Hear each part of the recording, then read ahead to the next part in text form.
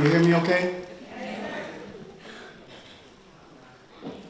You got a fast car. I wanted to get to anywhere. Maybe we make a deal. Maybe together we can get somewhere. Any place is better. Starting from zero, got nothing to lose. Maybe we'll make something. Me, myself, I got nothing to prove.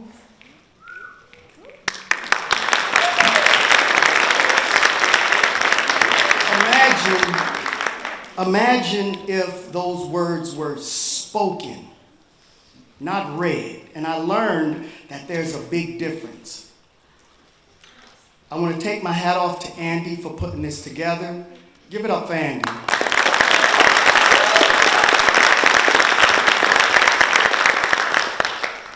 Just a few notes. Spoken word has been around for centuries. I don't know if you have heard of the griots in Africa. This was a way they brought African songs and history and stories, and they shared them amongst the community. This was a way of communicating. Native Americans, they spoke the same type of language, and it could be traced back to their history. Tribes spoke in this type of language, the spoken word. If you study history and you go back and you look at how people communicated, spoken word has been with us for a very long time. I say all that to say you are a part of a very special group. You are here for the right reasons. I encourage you to please step into your power today. Listen to the words of Andy. Step into your power. Do your very, very best. And I'm looking forward to hearing some beautiful spoken word today. So thank you so much for being here. And the new principal of Imsa North, give it up for Barb Garrett.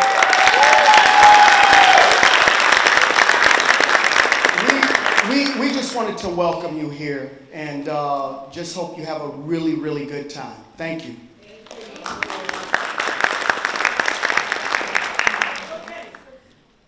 Southern trees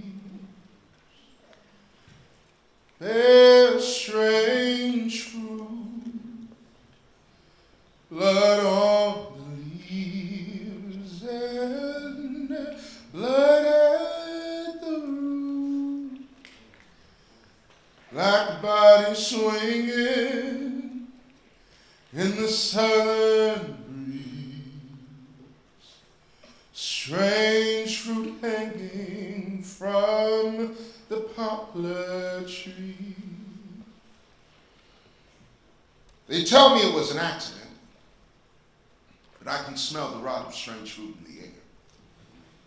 Told me it was self-defense, yet I can smell the strange fruit in the air, showing them as demon. And yet the wind sours with tart flesh, and filling my lungs with despair. They look at the fruit in disgust, wanting it to stop smelling that way, to be less vile and more pleasant. Maybe the outcome would have been different. Less team dark skin, more team whitewashed in a world that would never accept them. The burning, twisted bulge of lost potential, grandma's plum, sweet magnolia turned to bitter, and the local market won't sell it because the fruit is too hard to swallow. Yet the farmers keep them growing. They never run out of stock. This is the crop that crows pluck, yet they still hungry, ripening on vines, stuck in a harvest, searching for a way to make it stop growing. For the rain will baptize and the wind will purify, but the sun will pickle and the tree weight down will drop. So we divert attention from the situation. Because maybe, just maybe, the fruit, branches, limbs, trunk, roots will someday matter. The fruit was poisoned from the start. Bitter crop. But I can smell the rot of strange fruit in the air. Had no future, modern for a cause. that I can smell the rot of strange fruit in the air. They are just another statistic, but I can smell the rot of strange fruit in the air.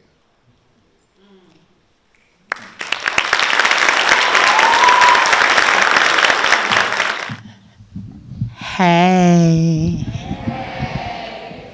Okay, so I have a couple of things that I want to say about poetry. I didn't start doing poetry till I was probably 35.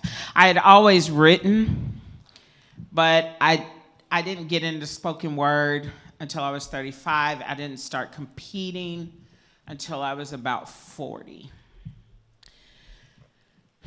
The thing that I love about poetry is it brings us all together, right?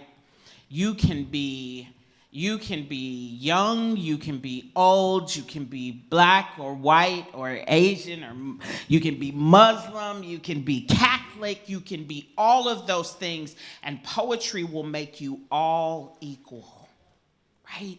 You're equal anyway, but like I could have a PhD and somebody else could have a third grade education, and we are still on the same level, same playing field, because poetry, spoken word, doesn't have any rules.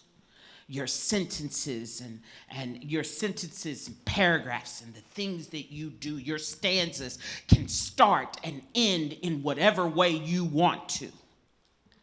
You can do an entire poem that says, damn, 40 ways.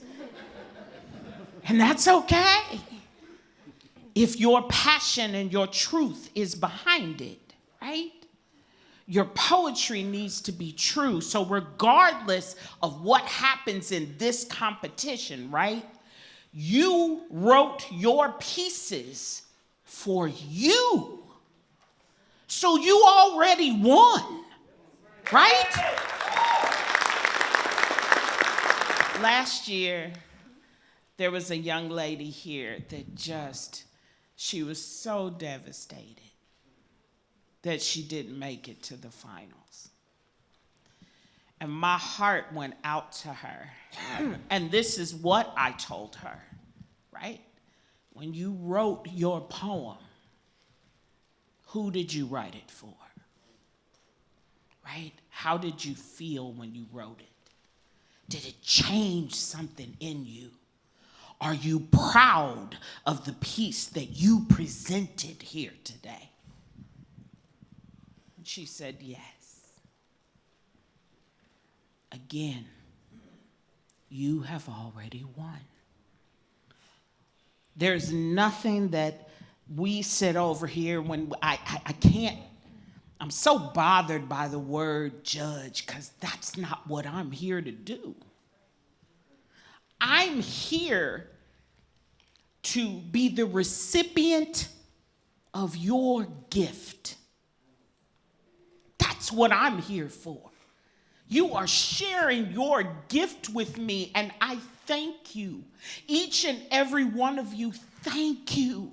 You didn't have to do this. You didn't have to be here. You didn't have to write these poems. You didn't have to come to this competition. You didn't have to share any of this with me. So I'm here to be the recipient of your gift. Let you not remember, forget that, okay?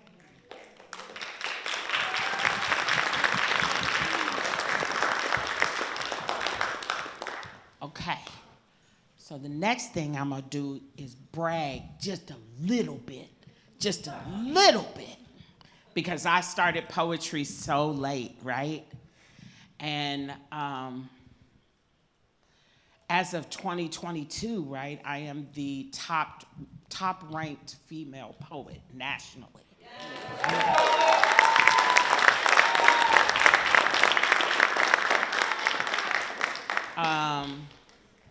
I won a competition that I never expected to win. Never expected to win. I was going to support other people, right? And my thinking was, if I could just make the top 10, I'd be good. And I made it. By the time we were in semifinals, I was in 7th place. Again, I win. And we were going back to the hotel, and they said, well, we might as well look at the final scores. And they looked at the final scores, and I was in the top 4. And you had to be in the top 4 to compete in finals. And one of the people that I was going up against was my poetry idol. I was competing against, this guy is, he is a master. And I never thought I would win. And the judges were giving out scores that were super low. And when I say, like, usually you're judged 1 to 10 in slam competition. And so you're doing good if you get a 9.4, 9.5, right? These judges were giving out 7 2s and 7 3s. It was crazy. And in the final round,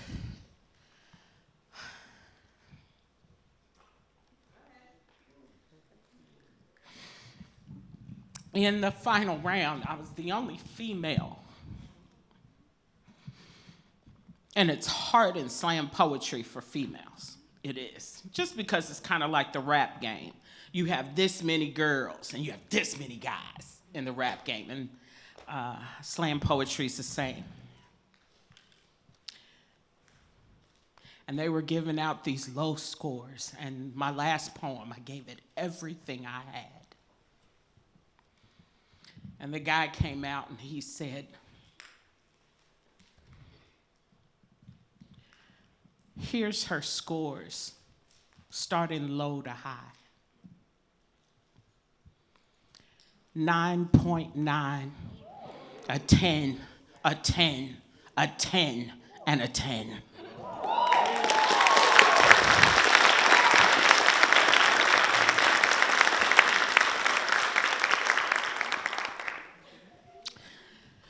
Yup. The 6th woman to do it in Southern Fried's 30-year history. So poetry is my thing. And so I'm gonna do a poem for you that was not my final bout poem, but it was my semi-final round. This poem helped me to get into the finals. Oh, and really quick, I thought it was too short when we were practicing. And it turns out it did just enough of what it needed to do. So here is that poem.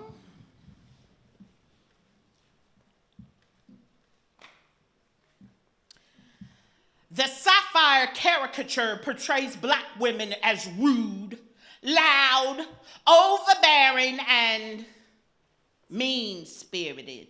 Ew. In 2012, 16-year-old Gabby Douglas brought home a gold medal, and we congratulated her by talking about her hair, her coif, not colonized enough, didn't lie down enough for the masses. She be too blue ivy for you. Why didn't her mama do her hair, little girl? Initiated into a coven of witches with bees on their tongues, extracting from her potential bloom, her post-pubescent body ripe for education. ABC to BBL isn't that big of a leap if you want to start them young. Shake her bag of bones till she be Brazilian from the back, because apparently in America we do 16-year-olds like that, give them complex young. Shake the carcasses of young Black and brown girls across the badlands of Atlanta when they don't make the cut. Belly not flat enough, enough, breasts not bouncy enough, skin not light enough. Little girl, you are not enough. And 16-year-old gold medal, 16-year-old Gabby Douglas has a gold medal, and we only noticed her hair, which makes the black woman the most disrespected woman in America, even from black women. We are knocking crowns crooked with defamatory conversations, black girl. Too, black girl. You too, black girl. Ew, black girl. You are cancel culture, black girl. Your subscription to the sisterhood expired. You know you pickaninny if your hair ain't permed right. That's what mama said, and that's what grandmama said. This kind of backbiting be generational. We keep some young, we keep some strapped, we keep some strapped, we keep some strapped. You know, that's if you even bother to care. But 16-year-old Gabby Douglas has a gold medal, and we only noticed her hair. Welcome everybody to our spoken word for this year. Our theme this year is I Think, I Speak, I Am, and it is the largest turnout that we've had ever. So give you guys a round of applause. So our first category is free form spoken word. We're gonna start with our younger scholars, grades 6 through 8. We are so excited to have an additional 20 participants this year than last year. That's 20 brave souls have come here to share their gifts with us today. So there are 34 new scholars in our 6 through 8 category. So here's the scoop, friends. Each of you have 3 minutes to compete. There is a timer that'll be set here, and our principal for Imsa North, Barb, is gonna be able to click that for you guys, so she'll be manning or womaning the timer. So what you're gonna do is when we're called by Mr. Flaherty, you guys are gonna come to the center of the stage. You're gonna see which mic that you wanna wear, whether it's the mic that you can move around in or the stand. Figure it out right now in your head. And you can also take that mic off the stand as well, friends, if that's something that you feel most comfortable with. So are we ready for our first scholar? Our first performer today is Tiana Patterson from Aiz A, Dayton.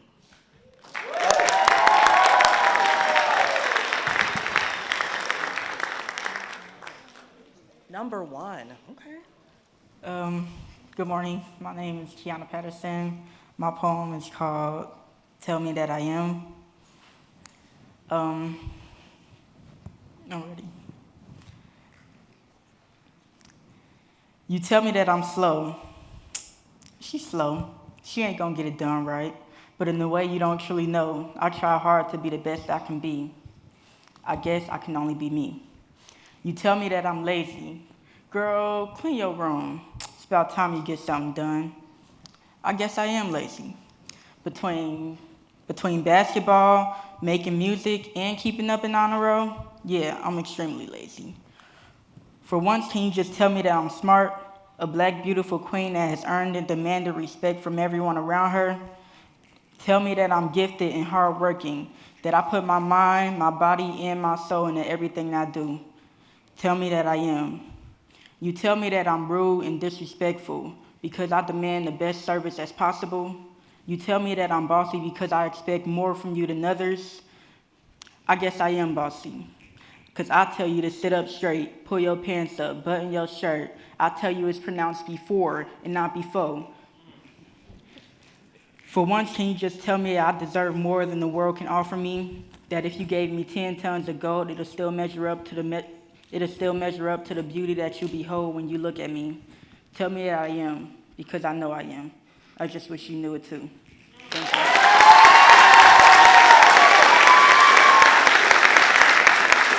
All right, wonderful. Our next performer is our number 2 performer. Please come on up. Let's give her a round of applause. My name is Asle Yahya. I go to Horizon Science Academy, Twin Cities, in Minnesota. The title of my poem is called My Future. To my future self, If you don't work hard, you might not be successful. If you just lay on your bed, you can't achieve your dream. However, it takes perseverance to be successful. By successful, I mean the opposite of lazy. Because if you're lazy, who's going to work for you? So be independent, not dependent. Don't rely on people to do stuff for you. Until you achieved your dream, don't let other people tell you not to live your dream, because it's not their dream to live in. Don't let other people's words get to you, because if you believe in yourself, you can handle whatever obstacles that come to you. Work hard to achieve what you want to achieve. Try your best and be who you want to be. Thank you. All right, our next performer is our number 4 performer. Please come on up. Hi, my name is Damaya C. I'm from Horizon Science Academy in Cincinnati. My poem today is called Music is in My Life. Music is a part of me. Music isn't just a sound or a beat. It says where my head's at when I move my feet. It shows emotion. Music doesn't judge nor hurt. It doesn't care if I move in no rhythm. Music was there when nobody else would care. Music kept me happy when I was not. Music is an abstract of my life. All songs to me have an emotion or a purpose. When I listen to these lyrics, it helps me think. Music is inside of me, but keeps my head outside. I've learned and listened when my heart was distant. Music is in my life.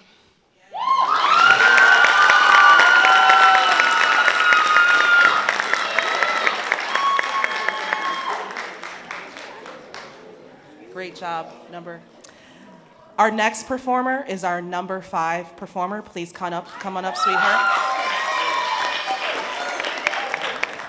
Hi, my name is Tani A, and I go to Horizon Science Academy, Cincinnati.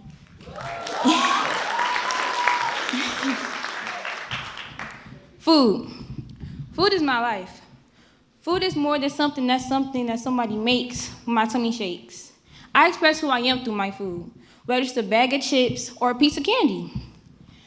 When I share my food, I'm sharing my heart. So don't fool with the foodie's food.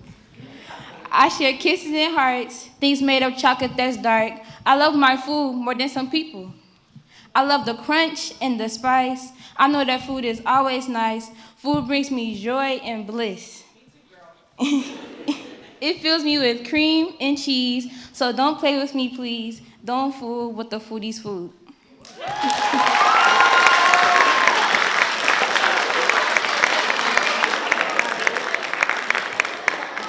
Raise your hand if food is life. All right. And our next participant is our number 6 participant. Please come on up. Let's give her a round of applause.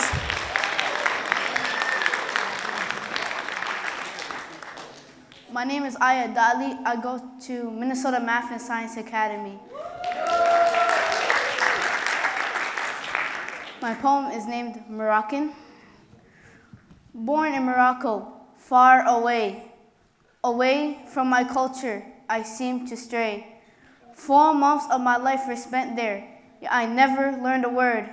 Moved to Florida, I learned my ABCs, but never my alif, ba, ta. Grew up American.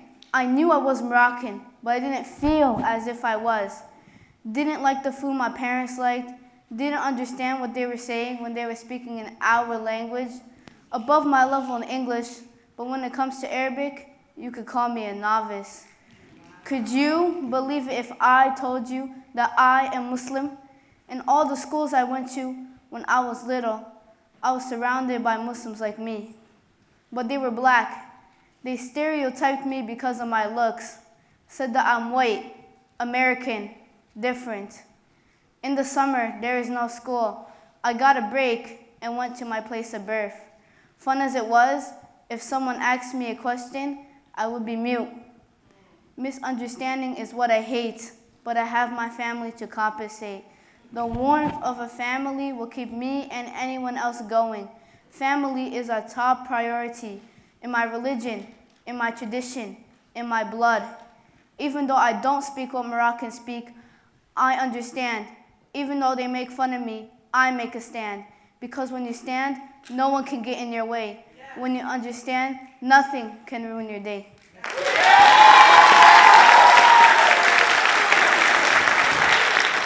My name is Ayub Abdi, and I'm from Minnesota Math and Science Academy.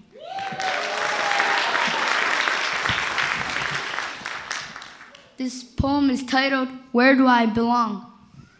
The black community I struggle to fit in. They're looking at me like I don't belong. Light skin like my parents. They're from Africa, but I'm American. Believe me, I'm black, so where do I fit in? In basketball, I found a place to belong. I dribble through people like a droplet on the team. They call me a community helper because I pass like a handover. It's Black History Month. It's my history. But people don't think it's my history because of my skin. Believe me, this is my history. I belong here. My neighborhood is filled with black people, yet I still don't feel like I fit in. People believe the race black comes in one color, so I don't fit in. But black is strong in any shade, chocolate, caramel, and honey. Black people say you're not even black. White people say you're way too dark. I will not let you decide who I am. I am black.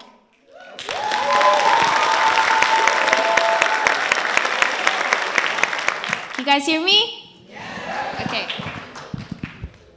My name is Fatima Ahmed, and I'm from Minnesota Math and Science Academy. My poem is titled I, a 14-year-old girl, strive to be a nurse, to be recognized for something that I earned. But the things that I hear and the stares that I get make me not so sure. Why do you wear that scarf? Your skin is too dark. You are not an American. Apparently, I'm too African for white people. For every question that I don't have the answer to, I feel unwanted. Unwanted in a country claiming to be our own for the so-called American people. The standards you have for Americans, I could care less for. I won't feel embarrassed for every stare or snide remark that I get, because when I mark my important papers, it will say African American. I'm proud of my heritage. I'm proud of the way that I look. I'm proud of the things that I wear and the so-called scarf and all the very vibrant colors it comes in.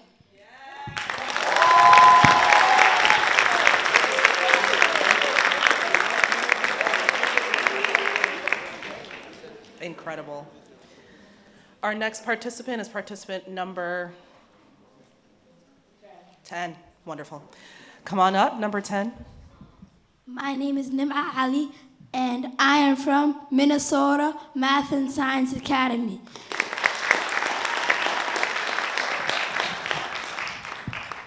My poem is called In the Heart of My Dreams. In the heart of Somalia, where dreams start to fly, I stand tall, a young girl looking at a bright sky. Nima is my name, a doctor I aspire to be, helping my people spread healing and setting them free. Through hard times, in my own way, I plan to make things better day by day. In Somalia, where we all hope for more. So with my dream ahead, I am ready to work, no dread. As a young girl, I'll strive with all my might. In Somalia, where we keep our dreams in sight. I have courage in my young heart. I take each step to be a doctor. That's my big prep. Yes. So with courage in my young heart. You're great. So with my dream ahead, I'm ready to work, no dread. As a young girl, I'll strive with all my might. In Somalia, where we keep our dreams in in sight.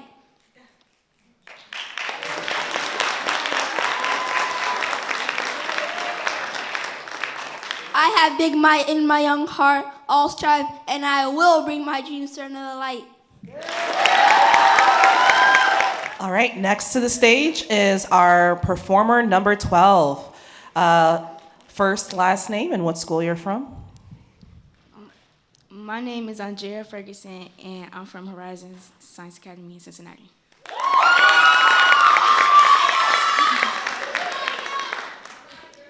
My poem is titled Notebook. I'm your notebook. I can absorb your secrets and feelings. You won't have a doubt in me as long as I'm held as a secret. I can't speak, so who could I really tell?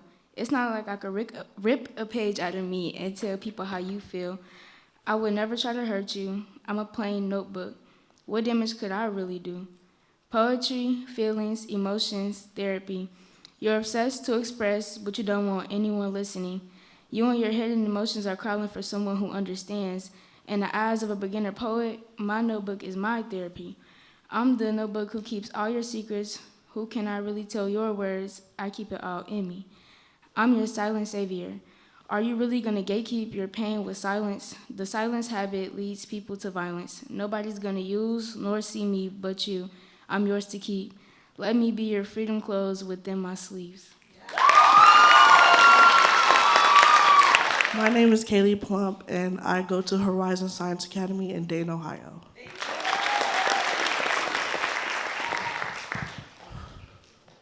My poem today is called A Feel. I can feel it. I can feel it coming. The pain, the sadness, the urge to let go is coming back. I need to think past it, but it's here. It's here in the present.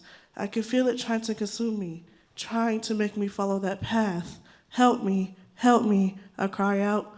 Well, not out loud where people can hear me. People tell me it's all in my head. People tell me I'll get past it. I have gotten past it. Barely, though. It keeps coming back. Every single minute. I can't stop thinking about it. Nothing is helping. Nothing is working. Nothing is going to make me stop. I don't know how to do with this kind of pain. I don't know what to do. I don't know how to do with this kind of pain. I just don't know. I tried calling for help, but my voice went silent. I tried screaming, please save me, but nobody hears me. Nobody can hear me calling out. Just please help me before it's too late. Help me before I'm gone. Help me before I disappoint my mother. Help me before my mother starts saying, what did I do wrong?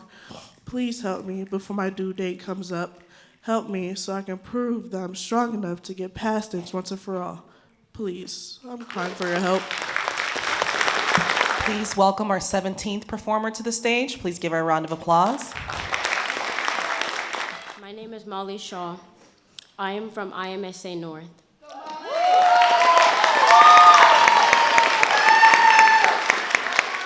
My poem is called 6th Grade Blues.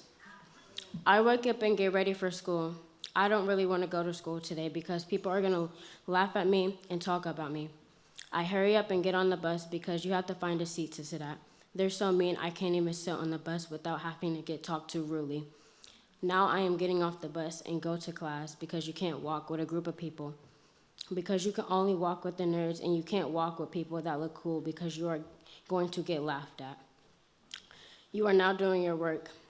People are calling you the weird kid in class because you always are doing their homework. But you're the smart kid in a weird way. You go to your next class.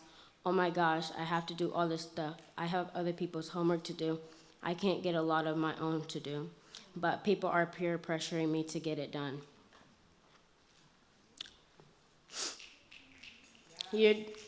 After you get your work done, everybody is asking, are you done? Are you done? But you have to tell them nicely. I can't get everybody's stuff done.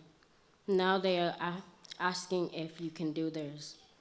But when you tell them you can't do it and get angry at them, they start to laugh at you even more. And they don't think that deep down you have stuff going on.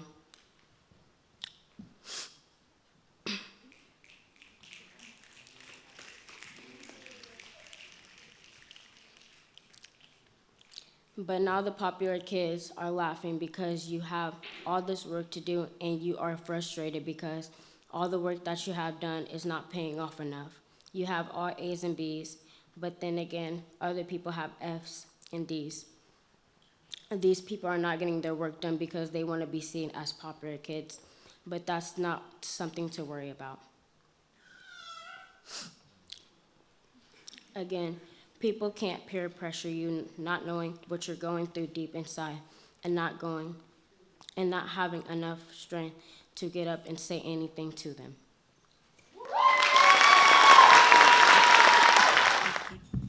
My name is Jada S, and I go to Horizon Science Academy in Dayton.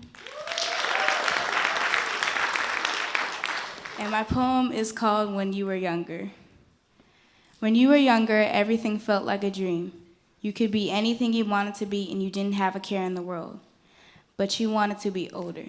You wanted to drive and not be told what to do. You wanted to make your own money, and you wanted to be free. Well, I'm older now, so what do? People say, you're young, you have plenty of time.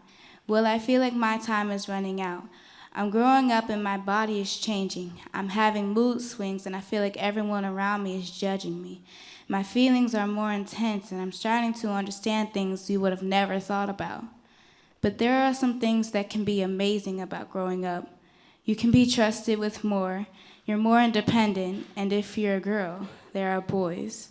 No matter what your situation is, there will be boys. Some are good, some are bad, and some are dumb. But once you get your first real relationship, no one can tell you anything. You giggle, you smile, and you cry. Then you want to be younger again. You run to your mom and have her say everything will be okay. Then you feel better again. But there's still something wrong with you, and you can't tell what it is. Part of you wants to cry, part of you wants to be mad, and part of you wants to forgive. And you can't tell anyone how you feel because you're overreacting.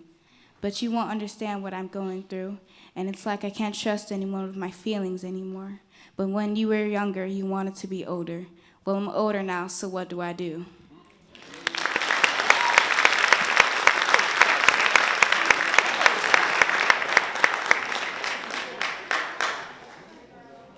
Let's welcome our next performer to the stage.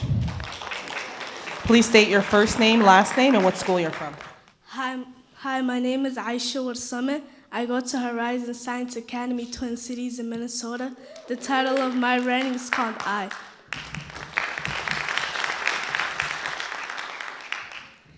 People can think, speak, and express who they are, but how can they do that if you're going to judge them for how they think, speak, and who they are? I think the animals speak to us when we are about to hurt them. I speak to those who think humanity doesn't exist. I am the one to listen to both sides before I assume.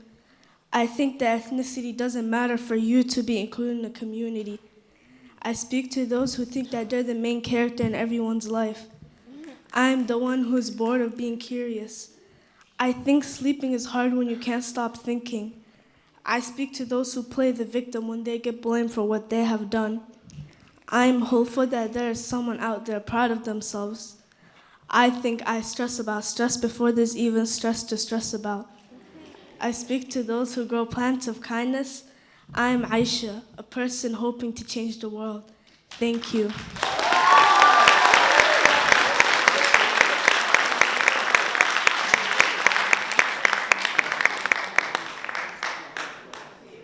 Thank you.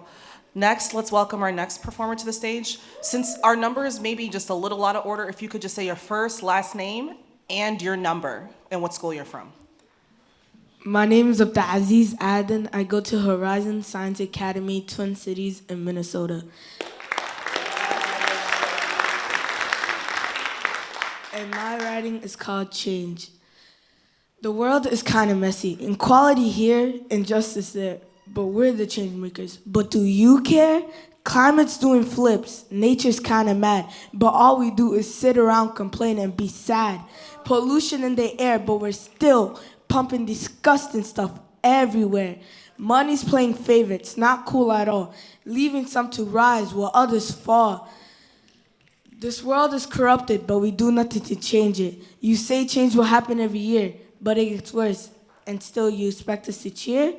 I'm up to Aziz. Who I am is who I am. Who you are is who you are. Let's change this world together. Thank you.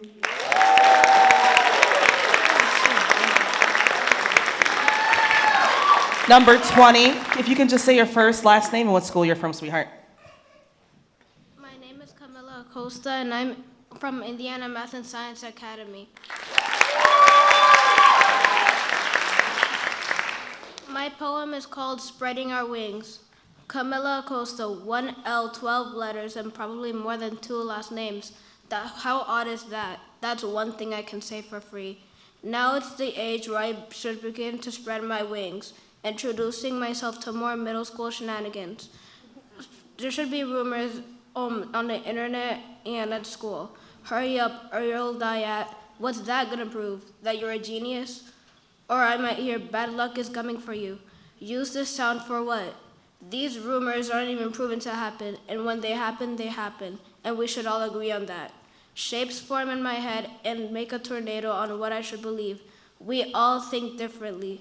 These are the things I wish I could say to people who lead me to these problems, these choices, this mindset, spinning around like a carousel in my head that I can't control. Those people only care about what happened to themselves. They only spread rumors for attention. But what's stopping me? Society itself. Why can't we have the freedom and energy and happiness even if stress comes along the way, just like when we were kids? Spreading our wings like a bird preparing itself to fly. There's nothing we can do about it. I begin to spread my wings like an eagle gathering energy. With that energy, we become ourselves. Why can't we be like the people we see on the internet, one might say? Or, I wish I was then, another can say. We say these things and forget who we are. Throughout our life, we've become who we truly are. And that's a fact I know for sure. But if you just leave your talent to waste, then who are you? We all think differently, and that's true indeed. 12 letters in Camila Acosta, one thing I'll say. And once we spread our wings and we become mature, we'll fly away to adulthood. Next, we have number 22 coming to the stage. She's gonna do excellent. First, last name in school. Did you want it off the mic thing? She wants it off, yeah. Okay.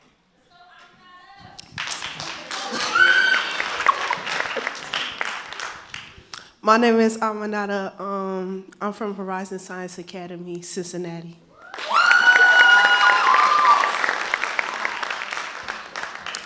My poem is called Dear Palestine. I wake up to silence, but you wake up to violence. My mom says, get ready for school, but yours says, we need to move. We're kids, I say free Palestine, but you're moving bodies and dealing with genocide. Instead of you going to play, you're moving bodies and dealing with people twice your age and slowly starting to lose faith. Instead of hearing birds, you hear bombs. Anywhere you turn your head, you see families being gone. So I'll continue to scream, from river to sea, Palestine will be free. Let's just say kids have the power and the courage to speak about things that adults don't. Next to the stage is number 23. Please state your first, last name, and what school you're from. My name is Milani Walker, and I came from Horizon Science Academy, Cincinnati.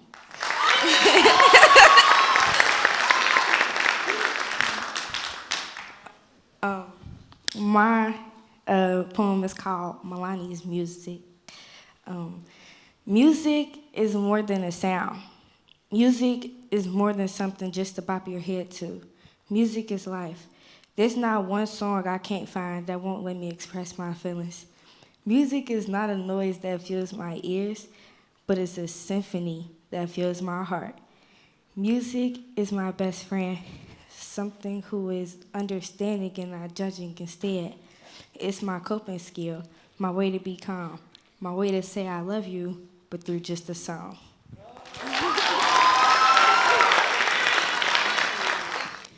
My name is Malika, and I come from Minnesota Math and Science Academy.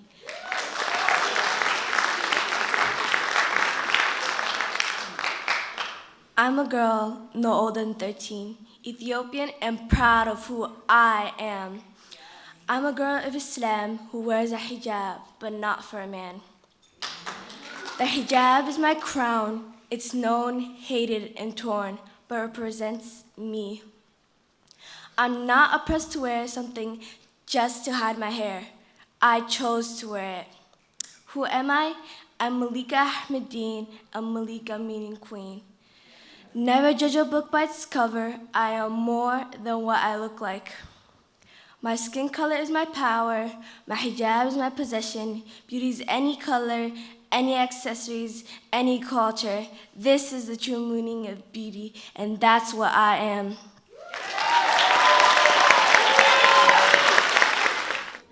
All right, next to the stage is our 27th performer. Please state your first, last name, and what school you're from. My name is Victoria Arias, and I go to Indiana Math and Science.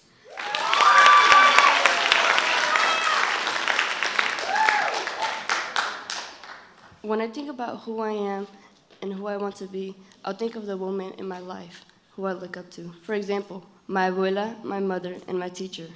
How cliche, right? I look up to them for all the reasons you might be thinking of, but these women are special. My mother is my idol because she's always been a patient mother. She started being a mother when her siblings were born, sacrificing her childhood for motherhood. She raised 7 children of her own, all the while my mother was learning English and keeping our house a home. When I think about who I want to become, I also envision my abuela. She took in my dad at the age of 15 while still in high school. My abuela started her own business and traveled all around the world, learning English amongst others. My abuela is the embodiment of bravery and adventure. When I think of powerful women, I think of my teacher, Miss Griffin.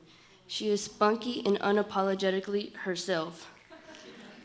She manages to stay on top while keeping her mood positive, while pushing me and every other student she encounters to be their very best. When I think about who I am, how I speak, and what kind of woman I want to be, I think of these women. Loving as my mother, as adventurous as my abuela, as persistent as my teacher. I hope to take each quality of these women and become just as influential to those who one day may look up to me. And for them, I'm thankful. Is Miss Griffin in the house? Stand up, Miss Griffin, stand up. Let's hear it.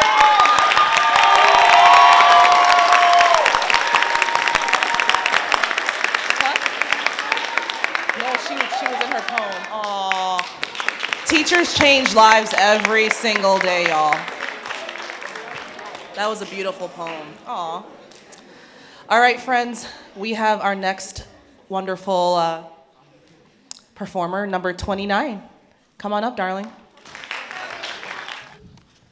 My name is Benta, and I go to Indiana Math and Science Academy North.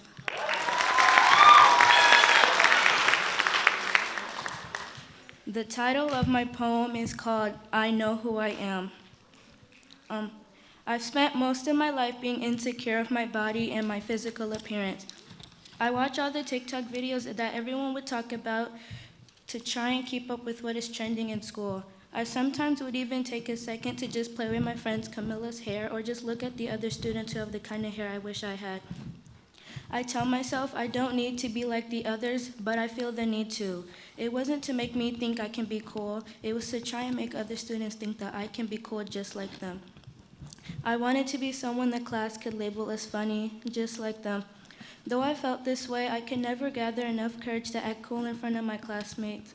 I got the strange feeling that they'd mock me for trying to be like them. This is a risk I am greatly afraid to take and pretty much gave up on it. I try to be as normal as I can ever be. I also try not to talk to people who are usually rude to others because that can result in being bullied, and that's a major problem for me. I could get really angry, upset, and so mad that I can end up hurting someone, and I wouldn't want to have to hurt anyone by any means necessary. I know I don't have to impress anyone, but I feel like I have to. I don't have to worry about what others think of me, but I feel like I have to. I don't need to cry over the bullying that I've been put through, but once again, I feel like I have to. I've been trying to make myself feel comfortable when standing up for myself, but I'm worried it'd become a fight. I'm not going to say your names, but a kid in my class teased me because I'm Muslim. This kid had told me, why don't you tell the people that they're the reason that the Twin Towers are destroyed? This really hurt me, and I know that terrorists are not my people. I've accepted the fact that there'll be people who try to make me uncomfortable in my life and that I should ignore it. The only thing that should matter is caring for who I need to the most and trying to make a change for a better world. I know who I am. No one should tell me who I am or what I should do. This is my body and my life, and no one should have to tell me what to do with it. People may tell you the best way to be cool is by being bad. Don't listen to them. You can be a cool person by spreading positivity and kindness. People who are mean just want others to suffer. You have to know that these people shouldn't be the ones to slow you down. Always aim for what is right before anything else. This is a way to having a world where everyone can be happy.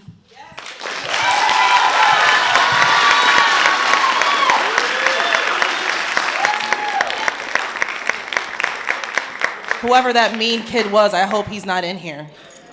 Okay. That was very beautiful. Our next performer's number is 30. Come on up, beautiful. First name, last name, and school.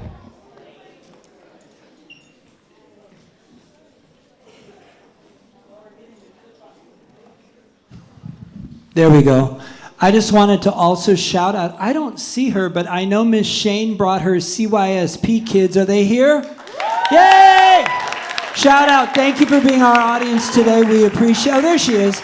We appreciate you for being here, and thank you, Miss Garrett, for your kids, and Haley and Lacey are somewhere, and for bringing those kids. There's some other kids in the audience, so I really appreciate having an audience. Thank you.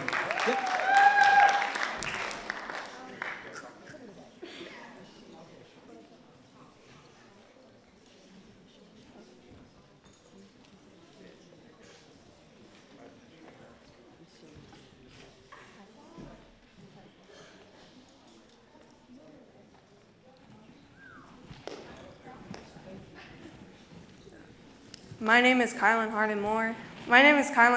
And I go to Horizon Science Academy, Dayton, Ohio.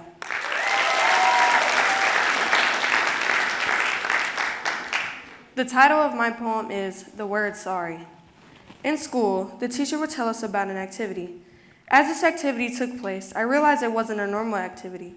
It wasn't something we were used to, like playing games and having fun. I realized this was something different. Well, the teacher would tell us to take this piece of paper. Now, I want you to ball it up and unfold what you've done and apologize to it. I'm sorry. And once we did that, they asked, would you want to write on this piece of paper? We all shook our heads no. Then they would ask us, how about a flower? You see it, so you step on it and mess it all up. Then you apologize to it. Would you want to pick this flower? We all shook our heads no. Once again, I didn't realize until now the impact such a small activity could have. The feeling of finally realizing that it was supposed to symbolize the matter of something so large with only so small details and things. The idea of saying sorry will never completely undo what you have done. Just like if I break a mirror and glue all the pieces back together, the cracks are yet still visible. Even though you say sorry, it isn't fully repaired, but we still say it as a way of showing our regret for saying or doing something that offended or hurt them. Even though we apologize for things we've done, there is still a mark left behind. But even though we apologize, it doesn't seem to make the situation right. But yet, the apology still unfolds. And the fear someone might have of getting hurt by the same awful words someone else once told them stabs them in the back. But apologies are sincere and nice. It's all right to apologize for the things you've done, but once you've done it too much, an apology still isn't enough. The impact that you left on someone else's heart isn't something you can come back from, but we still say sorry anyways. The word sorry.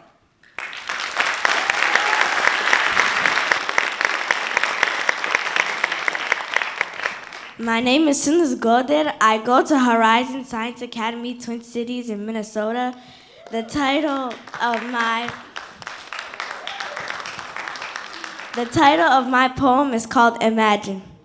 Imagine you're in a situation where you have to think, speak, and know who you are. I bet we all have different thoughts about different people and environments. Imagine you're around new people. How would you act? You might be shy, scared, nervous, or maybe even confident. You don't know if people will judge you based on your ethnicity, where you came from, your culture, or what you look like. You name it. But always remind yourself, I think, I speak, I am. But how can I do that when I'm being judged? Imagine somebody asks you, how do you think, how do you speak, what are your thoughts, who are you? How I think depends on where I'm at. How I speak depends on who I'm with. Who I am depends on my thoughts, my community, and my environment. I feel like who I am also relies on my future. I like to imagine my future as a nurse or a doctor. Imagine 10 years from now, somebody asks you, what do you want to be, or what's your major? Will it be the same? Look to your future, not your mistakes in the past. Thank you. My name is Bley Knight, and I'm from Indiana Math and Science Academy North.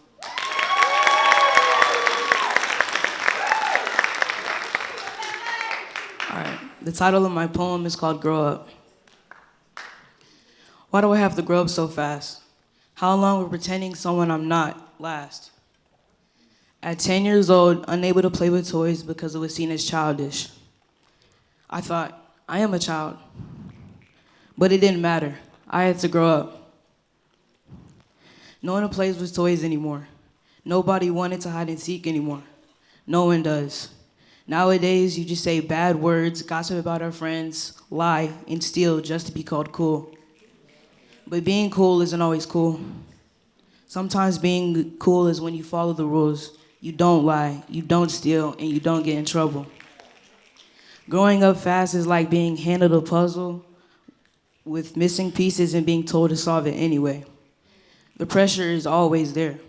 The pressure to fit in, the pressure to be perfect. Don't you remember when we just waited our turn to get on the swing? Or when we got to go down the slide with a big smile on our face? Being forced to grow up fast can feel like we're losing ourselves. Growing up fast means very challenging emotions. Stressed over school, stressed over hobbies, and stress fitting in.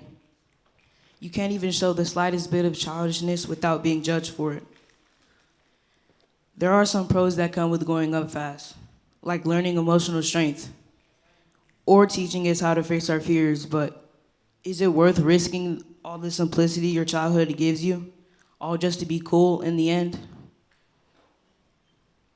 That's it.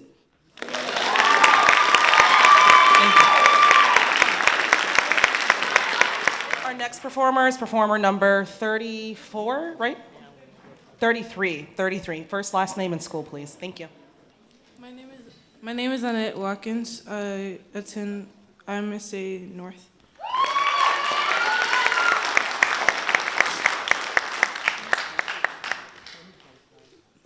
The title of my poem is called Wise Words. When you are younger, you are asked who you want to be when you grow up. Some answers were police officer, firefighter, princess, or in my case, a mother. I think about who I am and who I want to be and who they want me to be. I can't be all at once, so you get a choice to pick, to think. Others around me want to shape me, fix me, make me pretend who I don't want to be. Sometimes I sit and think if it was worth it. Sometimes I ask myself, was it worth doing? There's times when you do things thinking you will be happy, but in the end, you're not. I think why I mostly get the bitter end of the fruit. If I changed, would it be worth it? You would think about it too if you were me. You pour your heart and soul out on someone and they waste and waste. They sit around, play, don't pay attention, or purposely hurt you for their amusement. That's why I consider toughening myself up. I wanted to grow up doing that cause chaos and trouble along the way. I sacrifice the food I eat, my diet, my free time, and my life. Almost everything just to not be an outsider. Yes, I try to have some things that are different about me, but I envy them. Why am I judged? Can't people also notice that I'm just somebody's daughter? That's a question that will never be answered. My wise words. All right, wonderful. Our next performer is number 34. First, last name, and what school are you from, sweetheart? Hi, good morning. Hi, I'm Soraya Wisniewski from Indiana Math and Science Academy.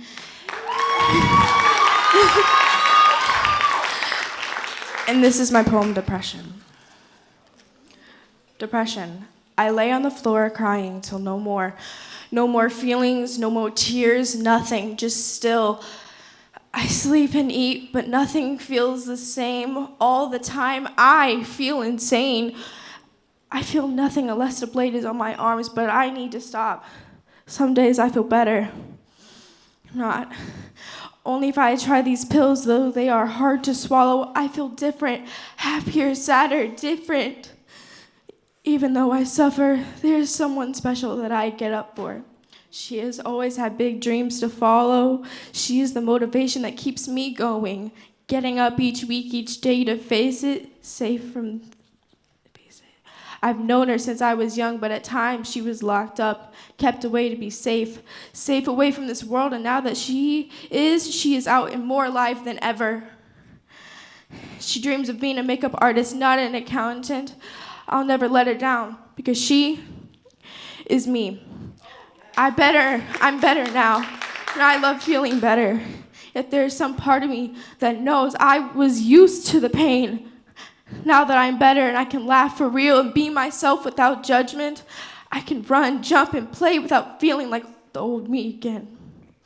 Maybe I'll be a makeup artist or maybe a therapist. Whatever I'll choose, I'll be good at it. I know I will. I know. There will be heartbreak, but I'll get through it every time, for I'll be better and do better every time for me and for her, because we deserve it. She deserves the world, and I shall give it to her.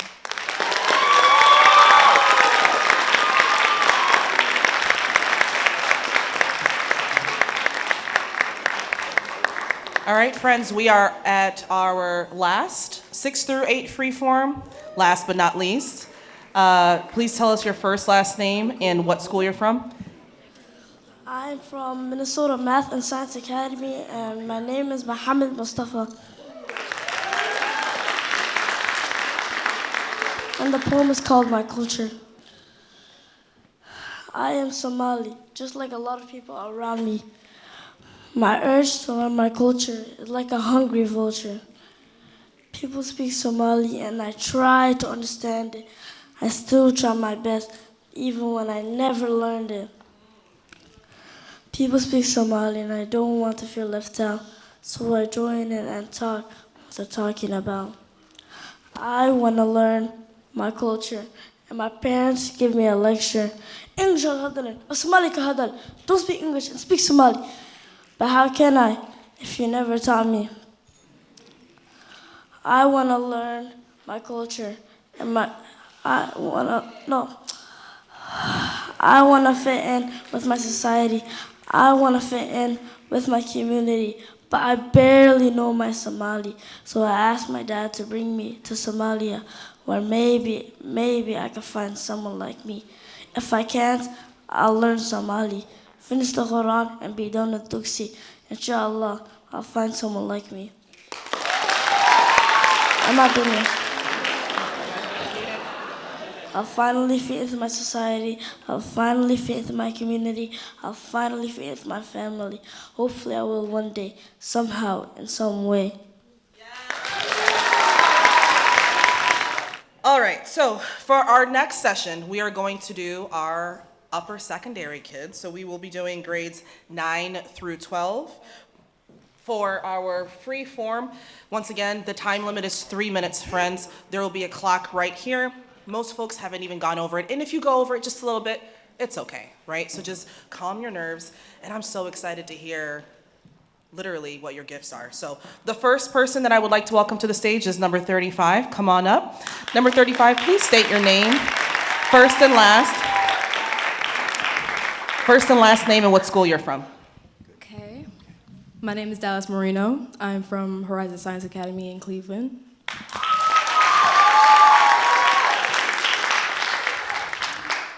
My poem is called Reflection. Do you love your body? Yes. Knowing I don't know how to love myself. Do you think you're beautiful? Yes. Knowing I was fronting. Okay, that's good, but I need you to change your profile picture. Why? I understand the confidence, but you putting yourself out there. So you only care when I have a seductive photo of myself as a profile picture? even if this is my source of confidence. Vulnerable and insecure, not knowing if I am me or my body. Looking in the past, wonder if it's my fault letting people see me. I say I'm petite, skinny, and frail, letting people get in my head, only for me to wish I was dead. Being confident takes steps, so I try to leave my past behind, only for another school to give me a bad rep. Had my daddy fly into the stars, but he ain't a captain from Star Trek. He was lost and vulnerable, never asked for help. I see more him and me than I do see myself. Hey Stink, how are you? I'm doing good, Pops. Growing up just like you. How's school? It's been up and down and all around like a roller coaster. I'm proud that you made it this far. I'll do even better for you. I just want my daddy, not this phony trying to be. You don't want these little boys and girls treating you like a little bit. Hold on, you don't know me. Later in life, you regret not listening to me. Later in life, I'll be even more mature. All my life, I hadn't gotten a break. All life does is just take and take. For crying out loud, I just turned 16. My baby brother only 3. No job, just school, which feels like one, but my grades are my pay. My mom was the first, putting me on the spot just to change a photo, sounding like she didn't want her daughter appearing to be a thought. My daddy was the second, only the conversation wasn't real, just something made up in my head. I think the delusions are getting to me. The craziness is sinking into me. My mom's husband was the last, driving his toxic masculinity in my head, trying to be my father, even with all his insecurities. My daddy would never talk to me like this. So listen to Charles, I don't even bother. I have the voice to scream help, but as soon as I start, my chest caves in and I begin to shut down. I passed 8th grade looking up with my daddy looking down.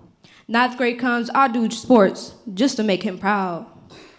To be honest, I don't know what I want to be, as long as it's successful and not no wannabe. But since this is my life, I'll start writing some poetry.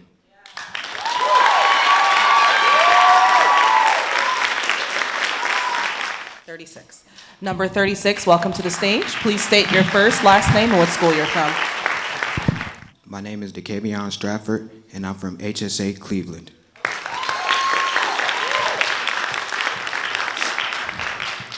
My title is What Gives Me Joy. Underdog stories are the best kind of tales. In order to win, you must learn how to fail. Life teaches this to everyone differently, however sports spoke to me specifically. It may be a dumb game to you, but some of us never knew all the good we could do. The NFL taught me how to fly high like all the birds in the sky. Ravens think they're what everyone is craving, but even Poe know their season ain't worth saving. We still win, even though the win is marginal, the same way it is for the Cardinals.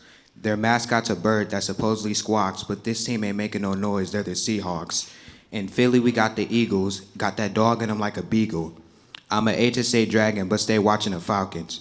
While birds take flight in the sky, their mammals taught me how to fight like an animal. We coming for the kill, ready to pierce your heart just like the Bills. Monster University is a movie of scares coming to roar at you just like the Bears. Feel like Drake from Toronto and they scoring touchdown for the Broncos. Lightning just like a bolt, their favorite animal is a horse, so you know they're a cult. Photographer with the cam in LA just like the Rams. Tiger Woods, so you know he's a golfer. Favorite team, you already know it's the Dolphins. While I appreciate all the animals, felines taught me how to hit my goals with a beeline. They don't got the answer, just like when they try to guard the Panthers. Cujo is a dog star, Trevor Lawrence at QB, and he plays for the Jaguars. Her hair is long, just like Entangled, same color as Burrows, who played for the Bengals. All in all, nothing compares to the people who made it all. Because of them, I am willing to ball until I fall. Mike Tyson going around, never goes down, unlike my Cleveland Browns. And the BC now with Troy, making big plays, and people say, dang, look at them Cowboys. Me working at Taco Bell, making a stacker, I could be from Green Bay just like the Packers. Ouch, that hurt, just like an interjection. CJ Stroud in the playoffs trying to go all the way with the Texans. It's so sad when someone dies, you go through grief. But when you're watching the Super Bowl, it cheers you up because you're most likely watching the Chiefs. Watching Cars and I see Mater, black and white on TV, I feel like I'm the Raiders. She told me she took a liking, got that hat on, so I feel like a Viking. Trying to look for the radius like how I'm trying to see Tom Brady play for the Patriots. From the shock, she faints, didn't make the playoffs. That was a real shocking thing for the Saints. Thieves be taking my stuff, got me in my fields, in my pockets like he played for the Steelers. I'm gonna come dapper wearing a tux, Baker throwing them bullets for the Bucks. It ain't slander, mid-team it never makes the playoffs, so you know it's the Commanders. My second favorite team, the Lions, big dog in the game, like Giants in New York that earned their fame. In the Big Apple, Mets fans cheer with pride, but for football glory to the Jets still stride.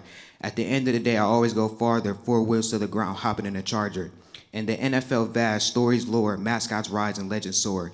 Each one with a story to tell in the game we love so well.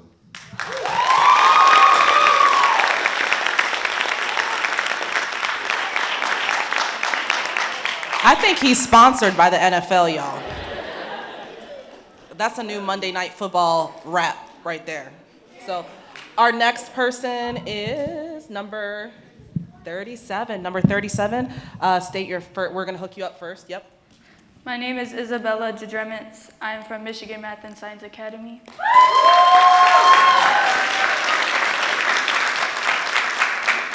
My poem is called The Void.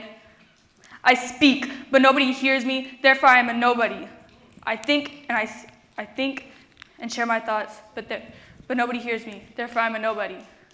I think, I speak, I listen, but nobody hears me. The eyes are the windows to the soul. If that's the case, my soul is just a void full of nothingness, emptiness, just like me.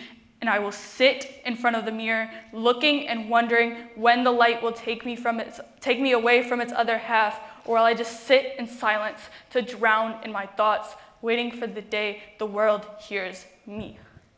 But they won't. They'll ignore me. They won't listen. They won't hear my thoughts. They won't listen, and they never will. But she will. She will be the light that brings me from the other side. She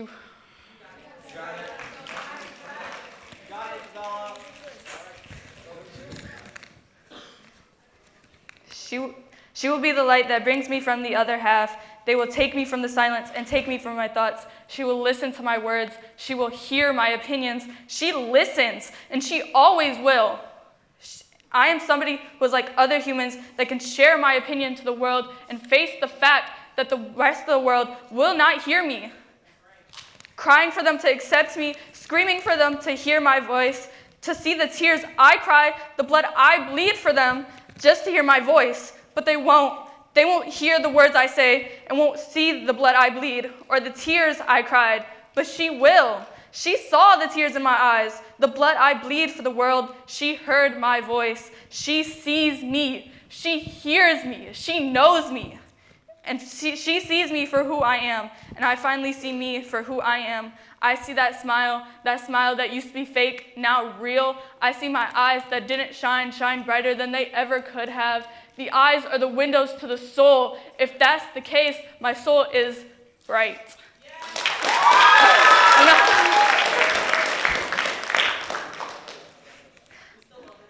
No longer sitting in silence and no longer drowned by my thoughts. No longer in that void, I finally hear my voice, my true self peeking through. I finally see me for myself.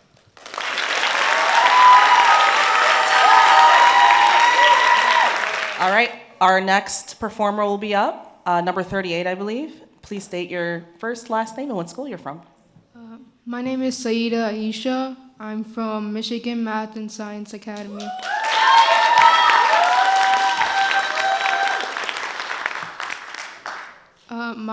My poem is called I Speak for the World. As I think of this world and what it became, what people call homes blown up in flame, I think of all the battles, the endless suffering, the hatred blinding people's eyes. They have no care for what they're committing. I think of all the people impoverished and starved, how they're all weak and scarred, how they have to live off of people's fleeting mercy, and then I compare it to others' luxury. I think of the earth and how it gave us a home, filled with sights to see and places to roam. I think of what we gave in return, treat it carelessly, then watch it burn. Hundreds of problems spin in my head. It's something I can't begin to comprehend. All I can do is think and think and think, but nothing gets done when you just think. And so I speak. I speak of the injustice and unfairness of people, the murder of innocent lives, how evil. I speak of the brutality and cruelty of others. the fight between those who should be brothers. I speak of the hostility of people, how I wish we could all just be peaceful. I speak of their cynical and aggressive nature. How can we trust each other if all we do is bring danger? I speak of the greedy and apathetic nature of society. The way they act so callous gives me anxiety. I speak of their condescending attitudes, the lack of accountability for their attributes. The amount of people dying each year brings me anger and fear. No one can tell when death is near. What if it's someone I hold dear? I am the microphone for those who can speak, those who can talk but cannot be heard, those who can speak a million words but still be ignored. Will I be ignored? I am the speaker for those who just think, those who know of the wrongs but are afraid to speak, those whose minds can't be at ease. Are they like me? I think of people's deceitful actions. I speak of their inactions. Am I like them? No, I will not be like them. Their actions changed who I am. I will grow to be the opposite of them. It's just a matter of when. For now, I may just be a voice. That is until I am understood. Those who listen will get my words. Those who just hear me will think I'm absurd. I am just one person to make a change. How can I do this with my age? I will speak out as much as I can until hatred has stopped and violence has been banned. Thank you. Hey, y'all. My name is Demario Johnson. I'm from HSAT, Horizon Science Academy, Toledo.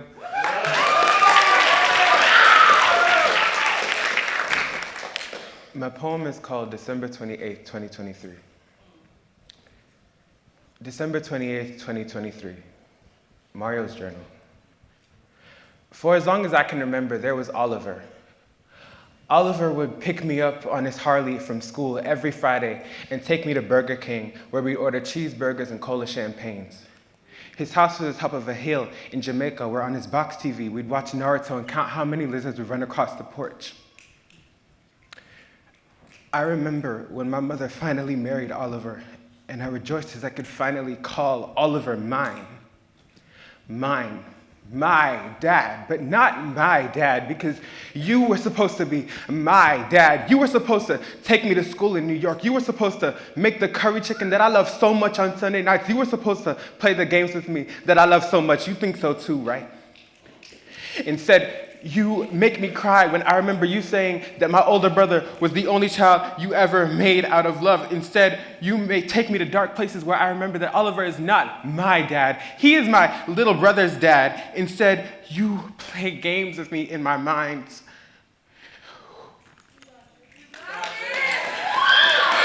The only game you ever played with me was hide and seek, and you played it for 15 damn years. I didn't find you until your own mother told you I didn't want to play anymore. And when I found you, I received no bouquet of prizes, instead a bouquet of excuses. But Mario, I tried calling you. Mario, I tried reaching you. Mario, I tried texting your mother. Dwayne, your mother is calling me every year on my birthday and Christmas, reminding me that I am loved, sending me money to make sure I am happy, supporting my mother so that she is sane. To claim that you've tried is a lie because you don't want to reunite with me. You want to forget everything ever happened. And if I forgive and forget you, you'll feel better about what you made of me. Dwayne, you're a coward. Dwayne, you're selfish. Dwayne, you're careless. Dwayne, you're dishonest. Come and see me for once. You never come see me. Dwayne, you need to make the effort that you said that you have. Dwayne, you need to type the letters D-E-M-A-R-I. Oh my God, you were the one who named me, so why?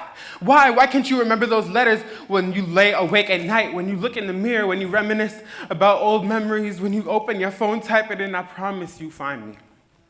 He says, I wasn't so horrible when you were younger. Remember? He says, I visited you when you were younger. Remember? He says, I was deported when you were younger. Remember? He says, I took you to see your half-brothers when you were younger. Remember? He says, he took you to Burger King, but I took you to McDonald's. Remember? When you were younger. Remember? But I don't remember. Ain't it too late now? I think I moved on. No, I know I moved on. And before I finish this entry, I just want to say that I can never do this to somebody. And I'm going to be better because no one deserves to feel the feeling of feeling unwanted, unappreciated, unloved, unworthy. I'll shower myself with the crystals of my tears that have crystallized and turned my cold, the suppressed and compressed black ugly piece of me into a shimmering shining diamond of love and talent because I am wanted and appreciated and loved and worthy. December 28th, 2023.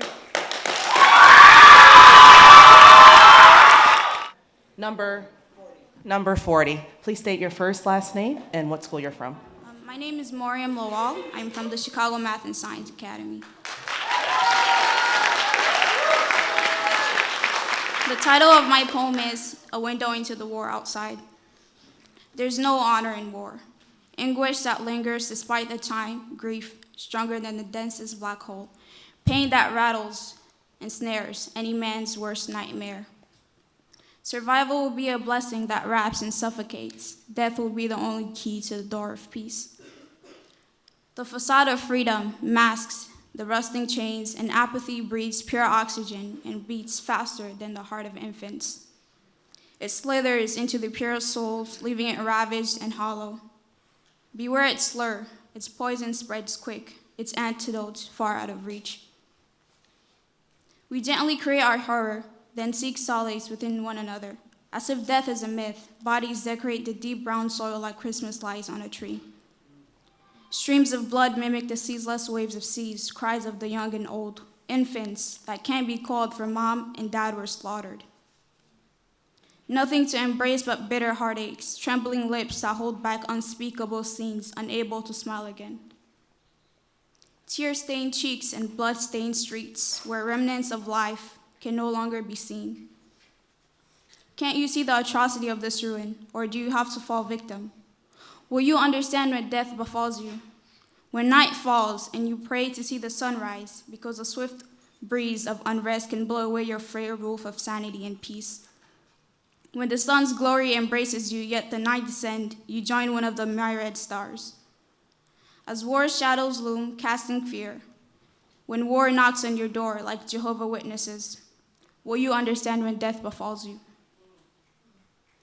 Maybe we can rise from under the rubble, shedding the thick layer of apathy we've amassed. We can illuminate the moonless streets with knowledge and a vision. Maybe we can learn from the past and rewrite the seemingly bleak future. We can reconcile and realize that life can't be quantified, it can't be replaced. Moments of silence don't mend hearts torn by war. Annual memorials don't revive sons and daughters. War is the voracious cancer of humanity. It pays no mind to the tear that hit the ground like hailstones. Do you see where I'm heading? What and how I'm thinking? The next hour might not be yours, but if it is, treasure it. Cradle it like a baby, because it's vulnerable. Realize the value before it's taken. You only have one chance. Embrace it like a mother and guard it like a father. These are the echoes of my thoughts, a window into my mind, a window into the war outside. Thank you.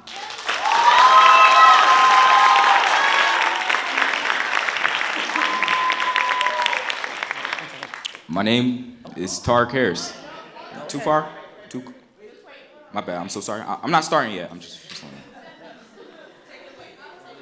all right.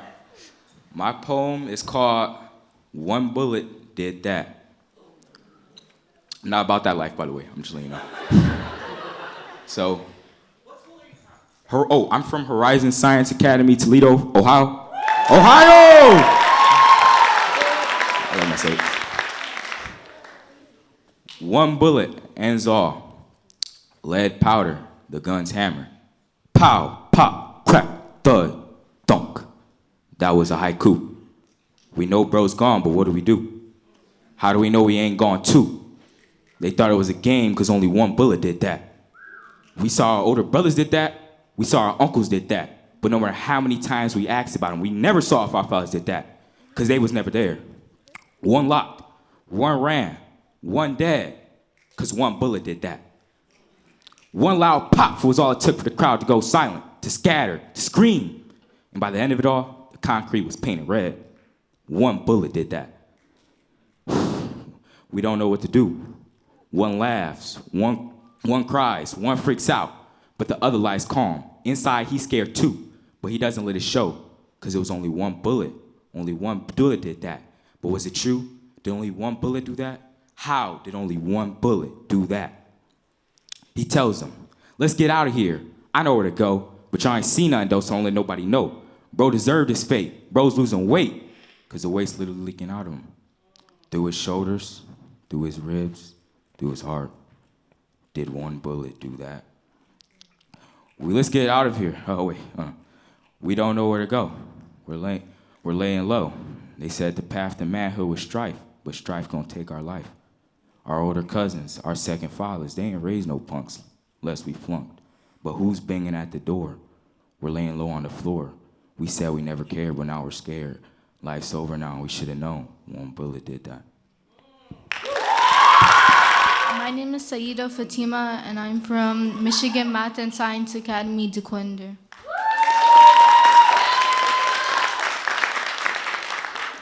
My poem is called The World Through My Eyes. In a world corrupted by cruelty and pain, I long for violence to cease, yet all in vain. Seeing innocent people suffering from brutality, seeing death counts are growing way too rapidly. Seeing everyone's eyes stained with fear, seeing them look to the sky knowing their end is near. Hearing the screams of children so hard to bear, wishing that they could just live with love and care. Seeing children dying, hearing mothers crying, bodies look so horrifying. Watching fathers bury their children one by one, watching their families become undone. Seeing buildings and homes fall to the ground while missiles still go flying around. Bombs go off left and right, seeing the enemy attack with spite. I wish that I could do something to end the fight, to bring back humanity, to make things right. There's not much that I can do since I'm a mere student, but raising awareness is prudent. All that I could do is speak. I have to stand tall, I can't be meek. Raising awareness, there's not much that I can do since I'm a mere student, but raising awareness is prudent. All that I could do is speak. I have to stand tall, I can't be meek. I wish that everyone would join hands, unite as one, to bring about change, to see justice done. No longer bordered by borders or strife, but bind together to fight for a better life. I refuse to be silent, I refuse to ignore the pain of those who suffer and endure. I may be just a student, but I have a voice, and I'll use it to make a choice. I can be the voice for those who cannot speak. A humanity and a peaceful world is all we seek.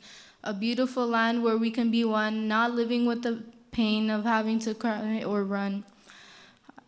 Through history, I see pain and suffering repeat. Haven't they learned their lessons from history? They keep putting themselves through the same misery. The mistakes they made me wise. They showed me the way, the other side, a beautiful land where we can be one, not living with the fear of having to hide or run. So I'll keep on learning and never forget the mistakes I've learned, the lessons I've learned, the mistakes I've met.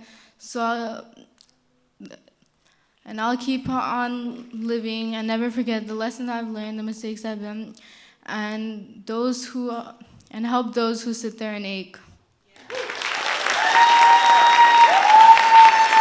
Number 43, please state first, last name. You got this. First, last name. He told me he couldn't drink soda earlier because it would make him too nervous, y'all. So I don't know how those two things correlate, but here he is. 43, first, last name, and school, darling. My name is Hamza Hirsi, and I'm from Minnesota Math Science Academy. Cool. A canvas of dreams. The soft sound of a schoolyard breeze used to soothe the sound of children laughing. Palestinian residences in the youth appeal. In every unsung song lies a story untold. In playgrounds where aspiration ought to soar, tiny voices fell silent beneath the sky. Their stories emerged in the streets' mosaic, innocent encased in untold tales. Walls bear witness to a confined childhood, a story muted, wrapped in shadows.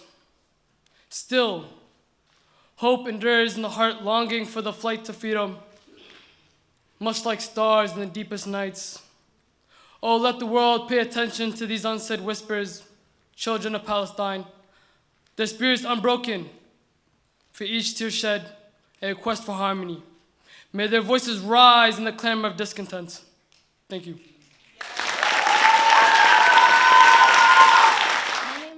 a student, Ali, and I go to Horizon Science Academy, Dayton, Ohio.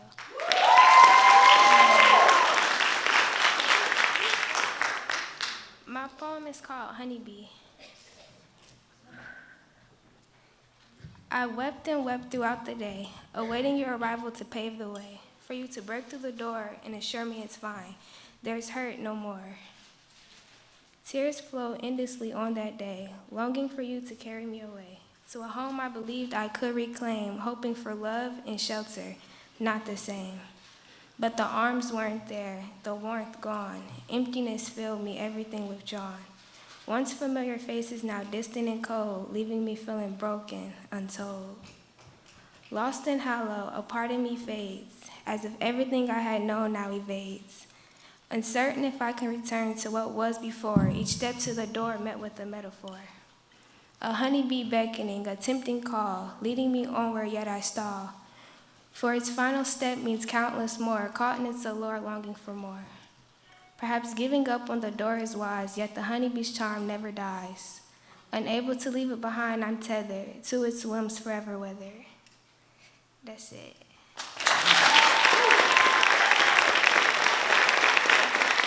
Our next performer is number 45. Thank you. All right, number 45, first, last name, and school. My name is Louis Stewart. I'm from Horizon Science Academy in Cleveland, Ohio.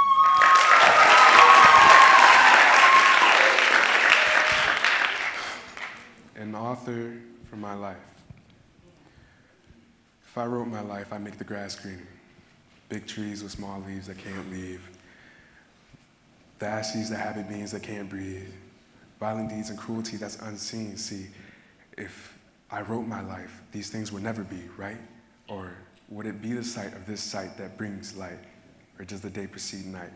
If that were right, I'd write my life with grass so green it make me sick, and leaves with trees, and trees with leaves that couldn't stick, and the sea with enough to smother it, and all cruel things would make sense.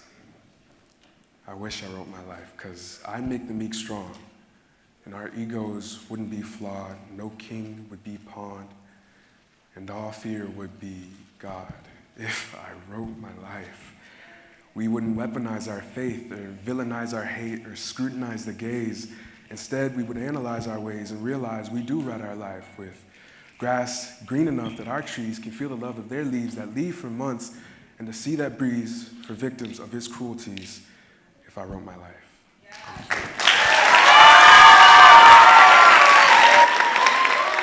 All right, our next performer is number 46. First name, last name, and school, please.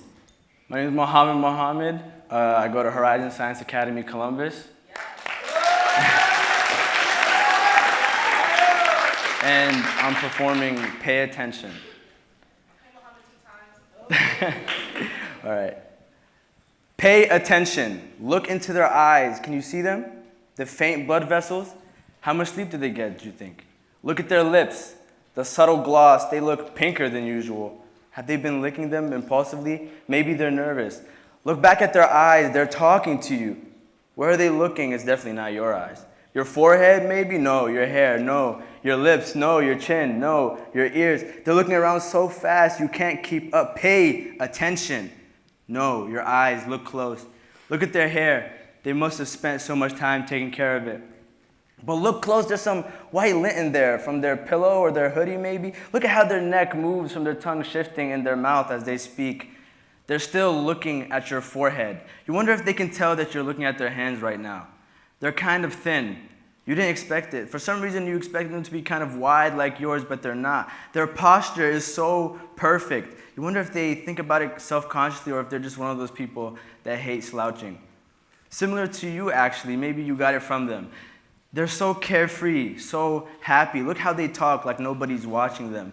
You wonder if they know they look so perfect. What are you doing? Focus. They're talking to you. They have such nice lips. Their teeth are so straight. I don't think they floss though. Their gums are slightly inflamed. Gingivitis maybe? They pronounce their S's super close to their teeth. Can't you tell? You can hear the slight whistle every time they say, "So, are you listening?" Oh my God, what are you doing? Focus. Yes, of course. Keep going. I heard you. You didn't. I was talking about how perfect you are, how beautifully you talk, how splendidly you talk with so much grace and confidence. What are they talking about? What are you thinking? How did this conversation even start? Thanks, I appreciate it. Is that all? Is that all? That's all you had to say. They're still speaking to you. The vibrations of each word fly by your ears. They've been looking at your forehead this entire time. They're still speaking to you. They're still speaking to you. They prepare a breath. Are you kidding me? What? What are they talking about? You can see the anger furrow their eyebrows together. Their face reddens, filled with frustration and what looks to be, I want to break up. We're done. You hear me now? We're done. What? What happened? What did you do? What? Didn't you hear them earlier? I wish you would have just paid attention. That's it. We're done.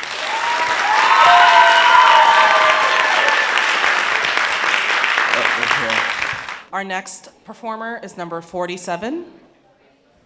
My name is Aisha A, and I'm from Minnesota Math and Science Academy.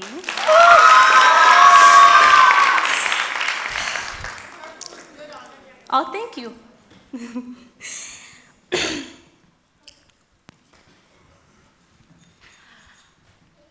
I'm a crow, flying up high in the sky. People see me as a death warning. The symbolism of death, I deny. My presence, a weight they bear. Perhaps a projection of mourning? In society's eyes, a girl stands apart. A change of direction and a change of heart. In her embrace, I find my place. Different from the norm in a world of grace, she listens as I pour my dreams each day. I call softly, my tail unrolled, in whispers of feathers, to the girl it twirls. Eyes gleaming, I share my dreams. With nods and gestures, she understands. A speech of gold and passion in my commands. With wings that flutter like hope taking flight, I speak of stars in the velvet night. My brain is full with lies, yet a wild dream lay beyond earthly ties. Squinting eyes, a curious trick, Troxler's feigning a mind-rabbit flick. The girl once vivid begins to slip away, a surprise of element in display. The passion I once shared in common with her rage inside my heart, all I can see is blur. Eyes drooping down, feathers in elegance. Questions floating on the ground, frequency illusions of skeletons. I unveiled my dreams to the heart. I witnessed it shatter. Was it worth it or not?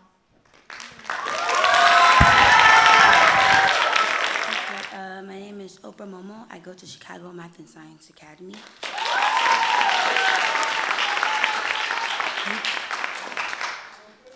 The title of my poem is Mirrors. Your insecurity, my feelings of impurity and society's tragedy mirror me. My reflections laughing at me. I wish I could change. Each time I try to, I get gravitated towards you. Your pull is just too strong. How weak should I be? How much more pain should I sustain? My tears engulf me. I choke on your toxicity. Your insecurity, my pain, all wrapped together mirror me. They do not define me. Your tragedy, not society's, was pinned on me. Sorry for your trauma, sorry for all the drama. But must I take the hit, the blame, the shame, while you remain unstained? That stops today. I won't take it. Your eyes scan me. I'm not your prey. Stop walking around me. I won't show you any weakness, not anymore. You think you've ruined me? In the ruins there's a fighter, boxing till her opponent is defeated. We will fight all day if we must. While your body is like the mountains, my strength is seen in the valleys. My body is like the weight of grass while you consume me in the plains. Another weakness you have seen in me, another strength hidden from thee. Another strength you have stolen from me, your strength, your gain, reflect on me, killing me inside. They do not mirror me. Maybe you have succeeded, or that's what I want you to believe. A love one shared has become a memory feared. Mirror me, bring horror to my nights. A blanket, my shivering body. You consume me, mind and soul, and that is what mirrors me. Our next performer is number 49, Can you guys hear me? Okay. My name is Devin Jones from Horizon Science Academy, Cleveland.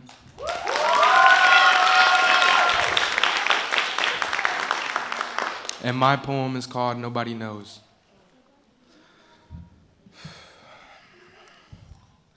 So they left me there, even knowing I was broken. They said that they loved me, only God knew they was joking. Trying to get these words out of my gullet, now I'm choking. Where was y'all all at when I was down bad and was homeless? Claim that y'all my family, but all left me there hopeless. Where was y'all all at when I was going through the struggle? Try to end it all, pills only popped a couple. Why would y'all all leave after promising to stay? They say when it get bad, you just got on and you pray, Lord, I need you. You showed me you was here, but these rules I can't obey, cause I done prayed too many times and I ain't got nothing left to say. Am I not good enough for family or good enough for friends? Cause I try and I try, but I feel it coming to an end. I try to end the pain, I try to make amends. Always there for people, when it come to me it depends. I've been crying out for help, but every person turn their back, but they wouldn't understand, cause knowledge what they lack. I've been crying out for help, but everybody cause they phones, everybody cause they those, but they wouldn't understand, cause nobody knows how it feels when you in life exchanging blows. Nobody knows how it feels.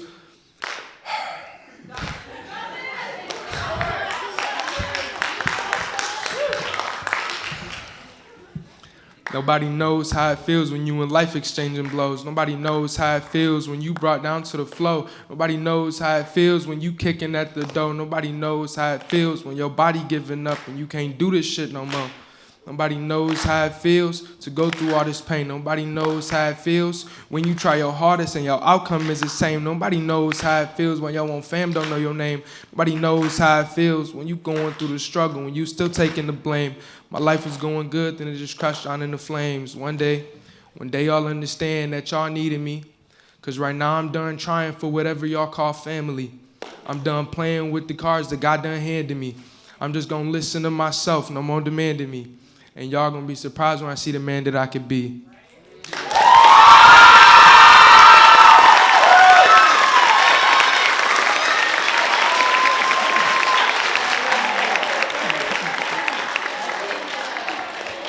That was so good. I think we're gonna sign him to the new concept label. That was so good. And the love in here, y'all. Y'all are lovers in here, and I love the love that you guys are giving students that you probably don't even know. So definitely give yourself a round of applause for that. Mad love in here. Okay. All right, the next performer is number 50. Please go ahead.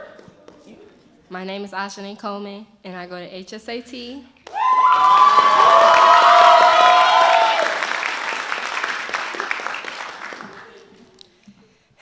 And my poem is called I Promise I'm Not Mad.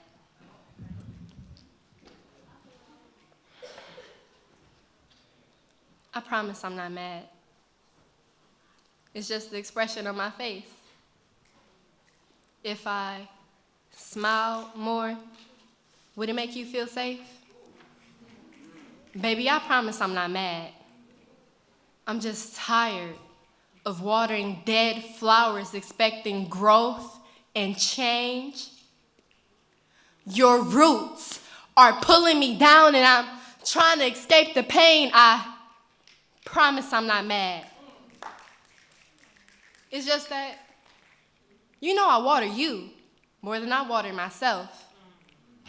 I know you see my petals begin to wither and my heart starts to melt. The fruits that you bear don't align with my God. But I should have known because your obsessions were a bit odd. I promise I'm not mad. It's just that you fooled me with your words that slid from your mouth like smooth, sweet honey. I thought if he treated me like his baby, then why did I feel so ugly? I promise I'm not mad. Wait, why are you mad? Is it a crime that I'm trying to blossom, expand, and find my peace of mind? I promise I'm not mad. Or at least I think I'm not mad. I said it once before. Baby, I promise I'm not mad. I just know it's time for me to grow out the door.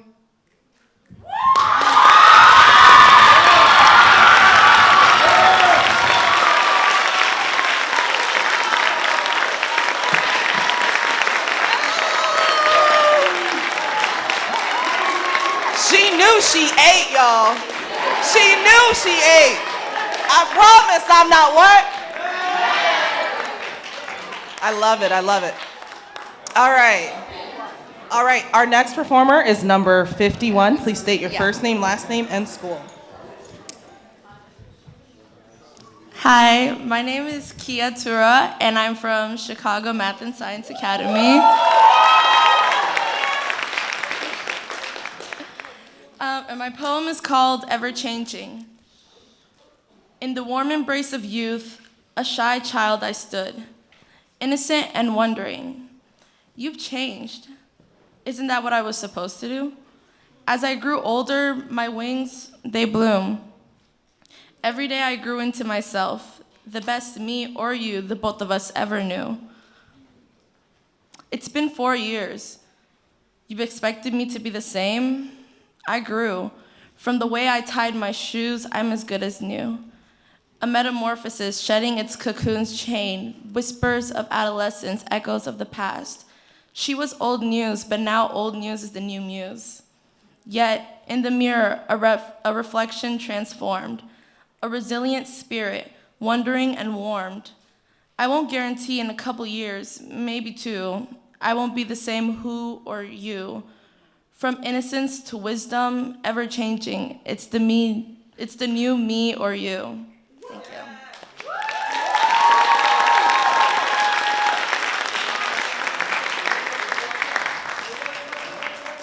Perfect. Just one housekeeping thing, friends. Just like in the theater world, if there's an act going on, please do not leave. Just wait until we transition between people because it just causes a little bit of a distraction. And folks are already nervous as is. All right, next we have number 52, first, last name, and school. My heart is beating so fast. Hi, my name is Rayana Mean. I'm from HSA Columbus. My poem's called Mentally Vocal. I'm mentally vocal. My mind does all the talking. You barely hear me say it though. Finding ways to keep myself busy on late nights or early mornings, and my voice doesn't have much of a say. I lower its tone just enough to listen. While the morning birds sing, I like to pay attention, to notice, to watch.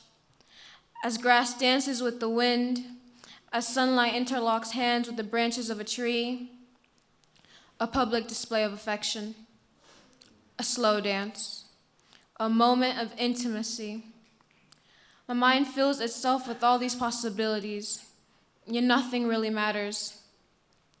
Life consists of dreams, moments when we are nothing but people watchers, bodies, minds, emotions to which we are not. How does one recognize identity, meaning, purpose, or beliefs? What keeps us from being people, places, or things?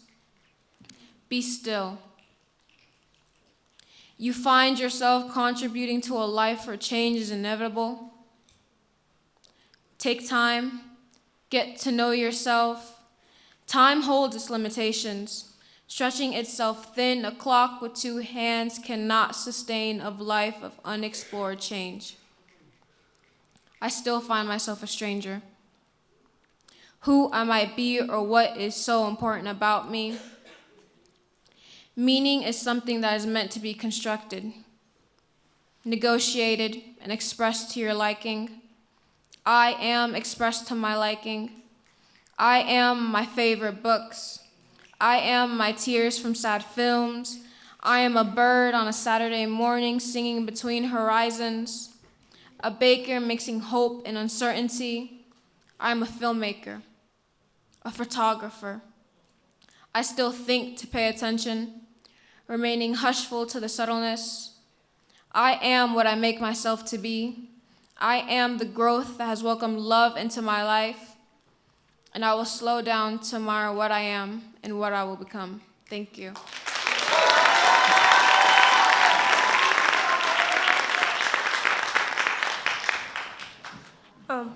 My name is Shara Kaja. I'm from Michigan Math and Science Academy.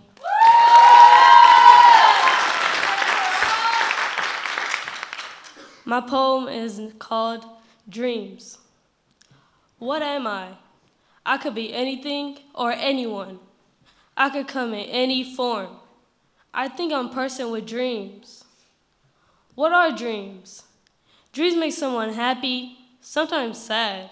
It depends on one another. But not all dreams come true.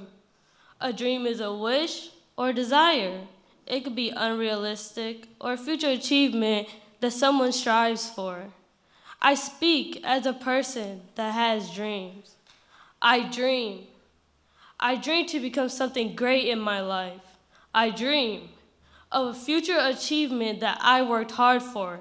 I dream that the world I live in becomes a better place. Therefore, I am a dreamer. I am someone that can achieve what they want. I am a dreamer.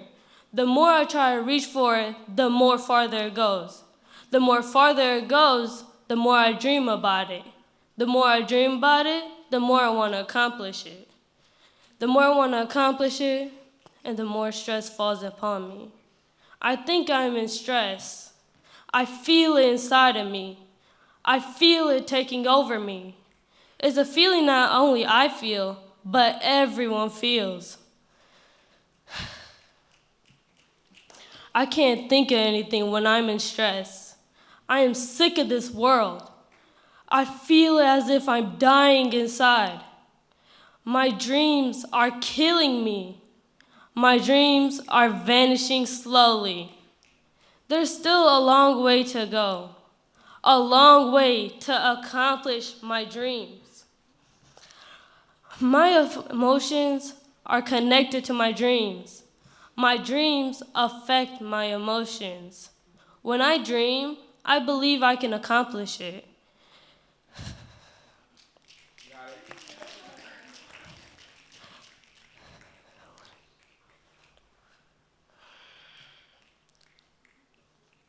I dream to become what I want to be. I speak as a person that is on the path to accomplishing, the right path to accomplish my dream. Therefore, I am a doer, working hard, enduring everything necessary to fulfill my dreams. I've made multiple decisions without knowing whether they are right or wrong. I've made the right decision, the decision that got me a step closer every moment to my dreams. I dreamed, I still dream, and I will dream. My dreams will live. I will live for my dreams. Thank you.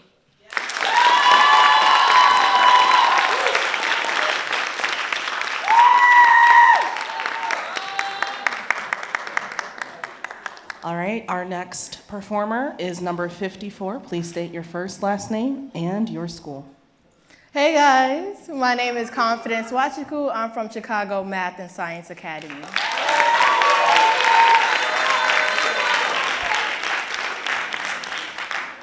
My poem is titled, Explaining First Daughter Syndrome to My Mother. Mother tells me she's proud of the strong, independent woman I've become. I'm not sure how to fix my lips to tell her.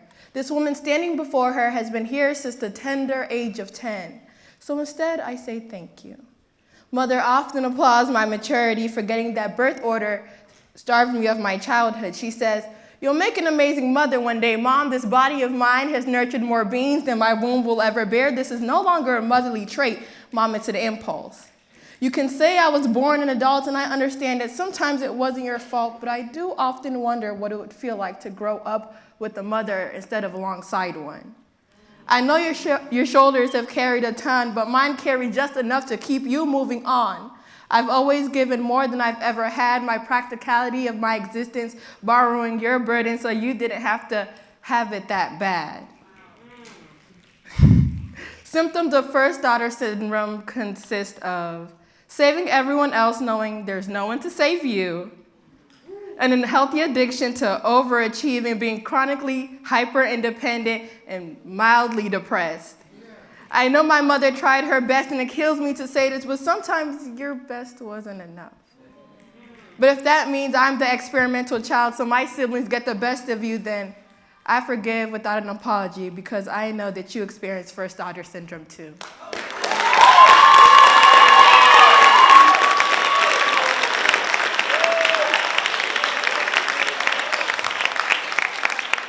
Her name is Confidence. Our next performer is number 55. Please state your first, last name, and what school you're from. My name is Sir James Smith, and I'm from Indiana Math and Science Academy North.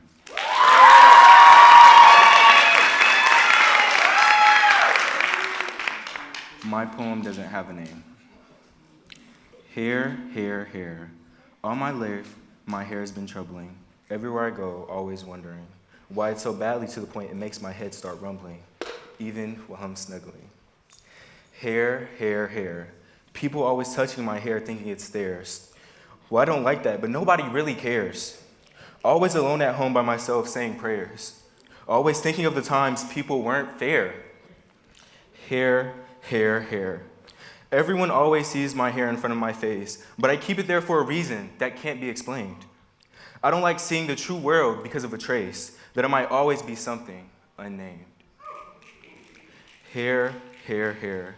The things on my head making it tremendously hard to concentrate, but here I am always keeping them because I have such an attachment, because I want to always go in a straight line with my hair, and never because of a fragment of the time not wanting them. Hair, hair, hair. It is only but a small pebble in my life, in the vast ocean of my soul, that was tied down by the only thing that will always grow with me. Oh, how much love I have for it, and will it always be my.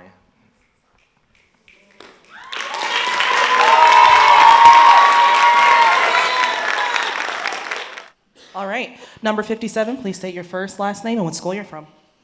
Hi, my name is Braden Drummond. I'm from Michigan Math and Science Academy.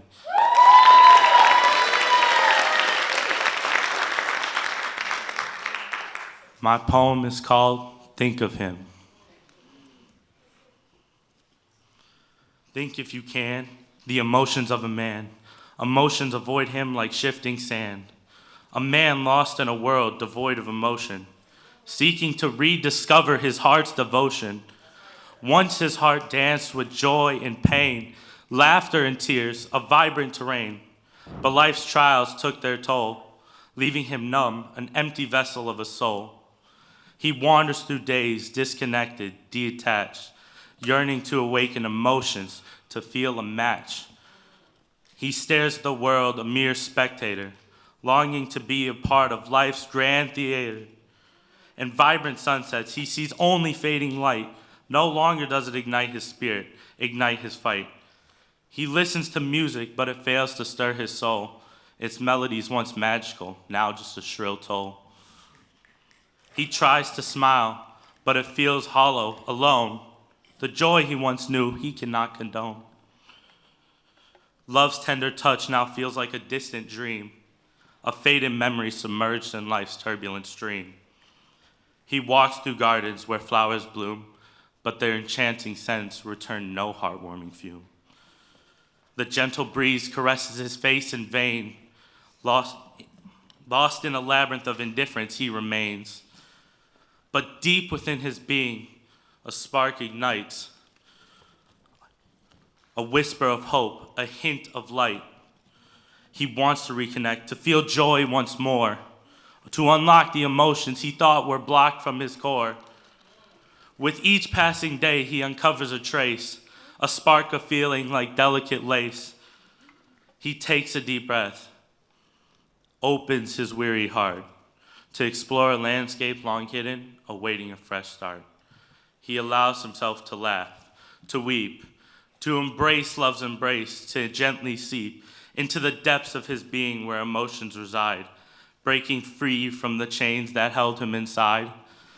Through simple pleasures like the warmth of a smile, he rekindles the flame, makes his heart reconcile. He learns to savor life's flavors, its ups and downs, embracing the journey, no longer wearing a frown. The man who once stood detached, starved of emotion, now dances with life, a beautiful commotion.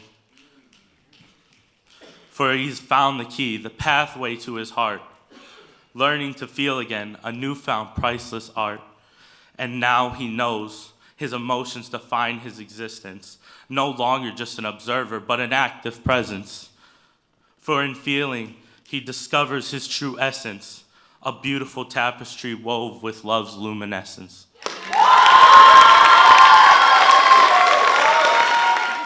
Okay. All right, our next talent is number 58. Please state your first and last name as well as your school as soon as the judges have their scoring sheet. Hello, my name is Ashley Patton. I'm from Michigan Math and Science Academy, DeQuinder.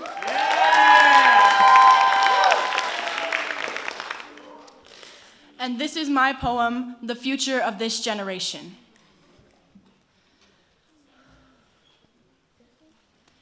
I was forced to mature young, and as I witnessed parental fights and sleepless nights, only one thought came to mind. This cannot be the future of this generation. It's very rare nowadays to find someone who's not fighting, struggling for their right to be alive, to live in a community where their body isn't respected, where their heart cannot survive. This generation hasn't had an opportunity to contrive a plan. We're told to sit down when we want to stand. I will cut the ropes that tie our bodies to places where we're destined to die. I may only be 18, but I will speak my words into fruition. The vowels will become building blocks for a foundation so strong it will be untouched for centuries ahead. And for the children who are struggling, I will make sure the seas will cleanse the earth beneath their feet. There will be a day where in a state of permanent fight or flight, they will be able to freeze and to breathe without the burdens of past lives. As someone who witnessed the smog that's clouded society's minds, I will take my hands and sprout trees that supply the breeze for our future generations. I will not let tainted blood seep into this generation's stream. It is my choice when and where I bleed. I am the future of this generation.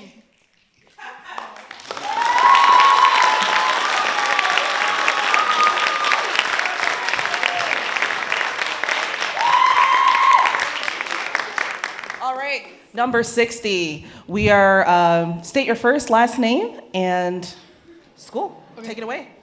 My name is Kylin H, and I am from Horizon Science Academy, Toledo. And my poem is titled, People Like Me. People like me are hated. They say you're just a furry, all because us Therians have an animal identity. People like me have our flags burned, all because us LGBT kids don't like the opposite gender. People like me are labeled as diseased, all because we have a mental disability. You told me to be myself, who I was born to be, but when I do, this is the way you treat me? I was being outcasted, and do you know how long this lasted? 3 years. 3 years, I was the weird kid. 3 years, I was the outlier. And with that, my situation grew dire. Try cutting a cross on my head. I knew it wouldn't work. ODing on melatonin, but I knew it wouldn't hurt. 3 hospitals, wasted 20 days. Every night in my bed I lay, wondering if the hate will ever go away. Wondering if the hate will go away for people like me. People like me are treated different. Because of this, I suffered many years of torment. All those years of pain, all those years that weren't bright. On those sleepless nights, I think, should I stand up and fight, or should I just let myself get pulverized? I don't know if I'm strong, but if I am, the strength will not last long. I don't know what's more paralyzing others or being paralyzed myself. After leaving that school, I was finally free. I knew I was able to finally be me, but I was scared, thinking, will the bullying be put to rest? I closed my eyes, took a breath, and hoped for the best. It was that day when I first walked through those doors. I thought I'd go through many battles and wars, but that day when I finally started to numb the pain, it was that day when I met them. They pulled me out of the dark, and I could finally see when I'm around them, they are my true family.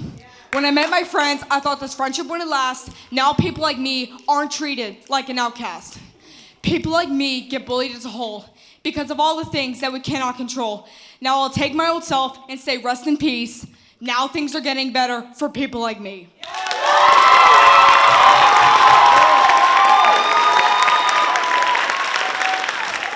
All right.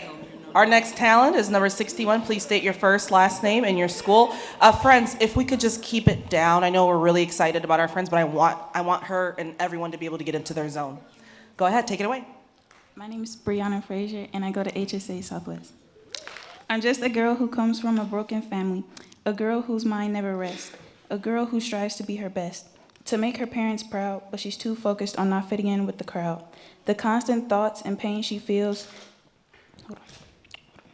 takes over the body she always conceals, bursting with disappointment that she tries her hardest to prevent, her friends and family whom she disconnects, but it's just waiting at every corner, which no one can warn her. She has a father who deters, but she constantly does what she can to be the girl people prefer. Tell me who I am. Anxiety can't define me, but it is a part of me. But still I get asked, who am I? I'm sorry I can't give you a direct answer. I'm sorry I can't express my feelings. I guess I'm just the girl who wants to be invisible. Someone who owns many masks to hide and blend in. She wonders when the life she wants to have will begin. I'm the girl who most is scared to talk to, the girl with the faces. That's just who I am. I try to change it for you, but you tell me I'm still not good enough. My mind drifts off thinking about all of the things I could do to help, but it just overwhelms. The pain, happiness, and stress that I have experienced in my life, all at once flying through my mind like a saucer, drifting across her. Are you okay? What a stupid question. If only you knew the thoughts in my mind, the questions, the constant reminders of my failure, yelling at me. I just want to be free. Free from my thoughts and worries. I wake up thinking it was just a dream. No, it was just my casual reality, my perfectly imperfect identity. Thinking I'm a disappointment to a parent who hates me. But again, you ask me, who is she? She so often imagines who she wants to be. It's just a battle many of us face, something I must learn to embrace. I need to learn who I am. You may be thinking, damn, this is depressing. Sorry, this is just me decompressing.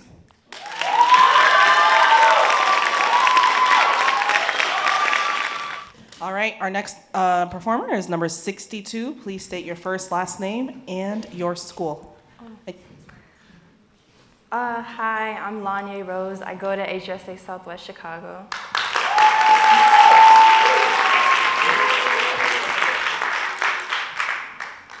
Okay. My poem is called I Am Who You Say I Am. Okay.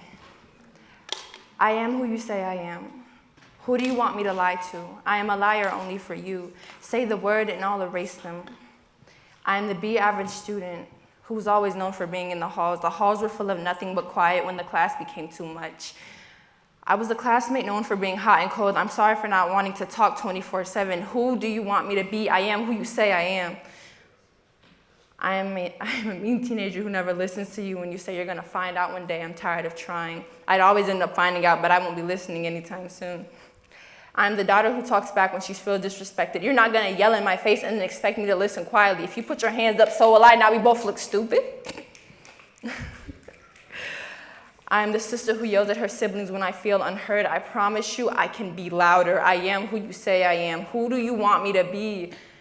I am a lover. Only for certain people, though. It's impossible to love everyone in the world, even if you try. I am a girlfriend. Okay, well, I'm gonna be a girlfriend, but it hasn't happened yet, so fingers crossed. I am not a happy person. In all honesty, no one is. You have about 20 emotions running through your head, sometimes all at once, and sometimes one at a time. I am who you say I am. I am a regretful person. I do not think before I speak. Someone should have told me that honesty is not always policy. There are times when I wish I could take back the words that I said, but now you are crying. I am someone who enjoys being alone. I can say that now without feeling embarrassed. I am my favorite person. I am someone you now know. Well, you know of me, but you do not know my name. We are not friends, so it sucks to be you. I am Lanya, kind of like Kanye with an L. Now you know my name. It's spelled L-A-N-Y-I-E. Please do not mispronounce it when you first meet me. You know me now, and what I think makes me me, yet still I know you will ask me, and I will say I am who you say I am.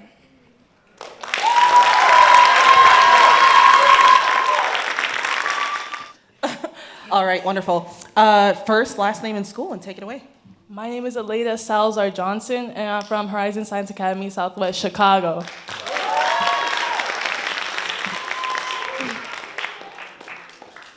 I don't have a name to my poem, so. Who am I? Wait, let me reword that. What am I? Forced to be one or another, never together, never, forever separated, forever segregated. Told to only choose one on exams, but which one? How am I supposed to be a whole one? 2 in 1, I call it. Too light to be one, too dark to be the other. Honestly, what am I? Never represented, so never respected? One or the other, Leda, just choose. It's not that hard, just choose. Oil and water never mix, but somehow I did it. Meant to go hand in hand, but never work out, especially not for me, never for me.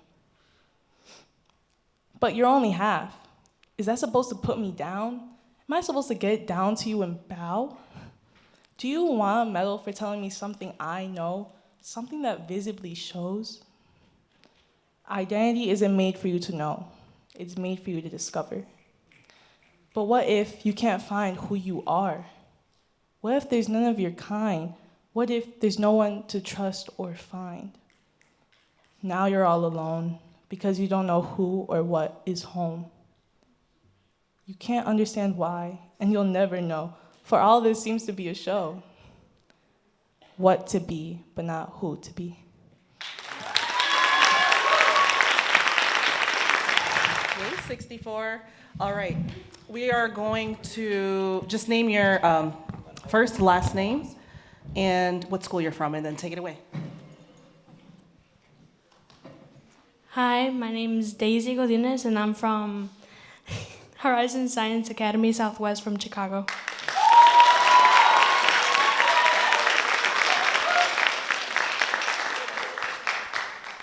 My poem is called Generalization. Many generations pass by as everyone comes to life and joins the club of the 6 feet deep. Along with them come struggles and difficulties, putting many in a yearning sleep. Yet as generations get old, so does their superiority. Why is it that they can't understand the hell of the young adults who will eventually have to deal with, you said, benefits? Just because the past was a long time away, it doesn't mean it doesn't affect the ongoing loop of time. The day we were born was the day we had the taste of the sourest lime. Watching as the world burns with extensions and inventions, yet they say it wasn't at all their intentions. As history books are written, we will be remembered of the hellish days we lived through our own Black Plague. Knowing that we barely survived the rule of a narcissistic snake. Remembering the times when people roamed the streets as spirits just for having been born the wrong race or gender. Hoping we could hide away in the depth of our own melancholic dreams. But as of now, it isn't an option unless you take your own creation with you and learn to die but live all at once. Having to harbor a parasite that eats out of you from inside, a parasite that was meant to be born, such a poisonous yet holy being, eating away at your pathetic, poor appearance. Because in our society, money doesn't talk, it screams. Yet at the same time, you'll only ever have enough in your dreams, because all you have to do is pay attention to the piercing fingers and eyes pointing and cremating through your skin. In this modern day and age, you can have everything but nothing. You have to be prim and proper, but not to the point where you're weird. You have to obey, but not to the point where you become a maid. You have to work hard and earn lots of money, but not to the point where you get robbed. You have to be nice and kind, but not to the point where people take advantage of you. You have to be mean and cruel, but not to the point where you put your family's name to shame. You have to be smart, but not to the point where you're showing it off. You have to be dumb and funny, but not to the point where it gets you nowhere in life. You have to be confident, but not to the point where you're considered narcissistic. You have to be hardworking, but not to the point where people start preying on your downfall. You have to become whoever you want, but just be careful you don't offend anybody. You have to defend yourself, but not to the point where you're defying the law. So many expectations, yet so little morals. Why is it that we have to work up to 70 now, when it means internally killing a spirit?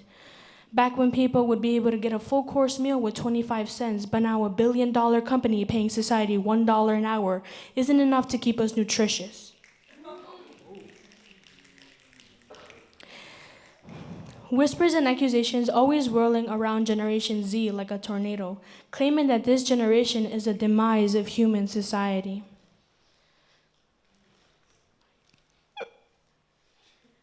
Lazy and cruel, yet awake with much more important morals and a powerful rule. Stuck on a hellish planet with burning bombs of stupidity, made of the pressure and stress of trying to put back this economy. Still having to deal with abusive homes, the monster of reality trying to grab us, but how? When we've been trapped in its cage for ages.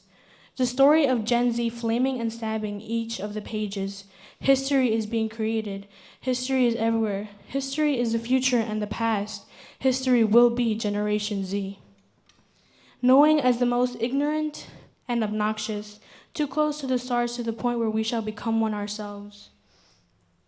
Coming into this world as a blessing in disguise, trying to heal this sick life. Maybe in the near future, all you will see in the history books is pages of strelitzias, but many more chrysanthemums. This is goodbye for now. The star player is back. She's ready.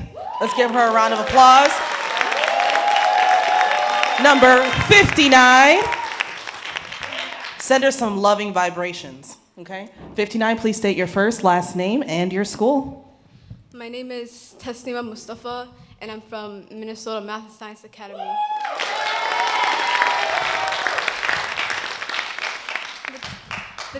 The title of my poem is Just Like You. I think about the many scenes around me, from the people to the beings, but never anything about me. I know I should be thinking of what's truly me, but the future is always hard to tell, you see.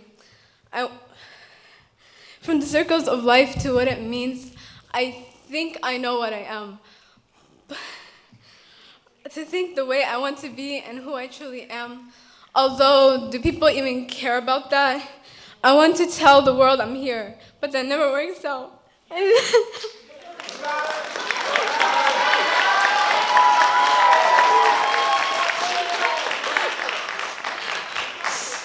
I silent out and back away.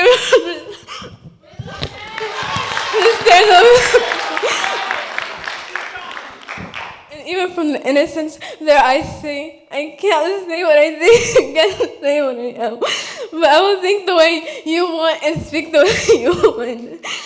I'll be like you, I'll think just like you, I'll act just like you. But whenever they ask, who are you? I wonder, who am I? I ponder. The answer becomes your assumption of me, and your assumption becomes the way you perceive me. How can I answer to make sure I fit your perception? How can I answer to make sure I am what you want?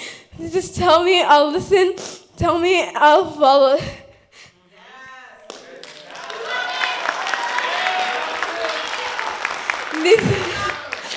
These outcomes have its consequences.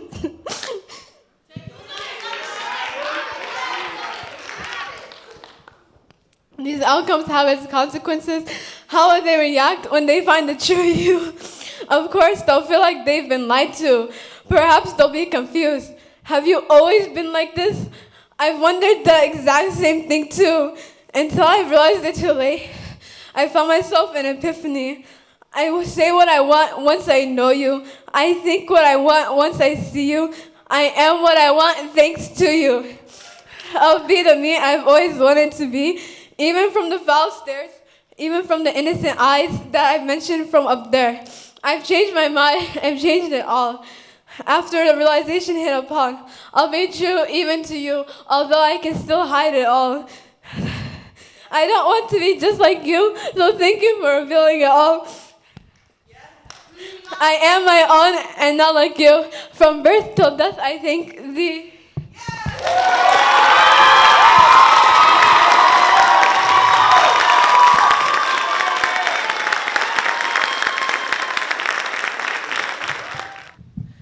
First name, last name, and your school, please. Thank you. All right. My name is Tamara Rosales, and I go to HSA Southwest Chicago.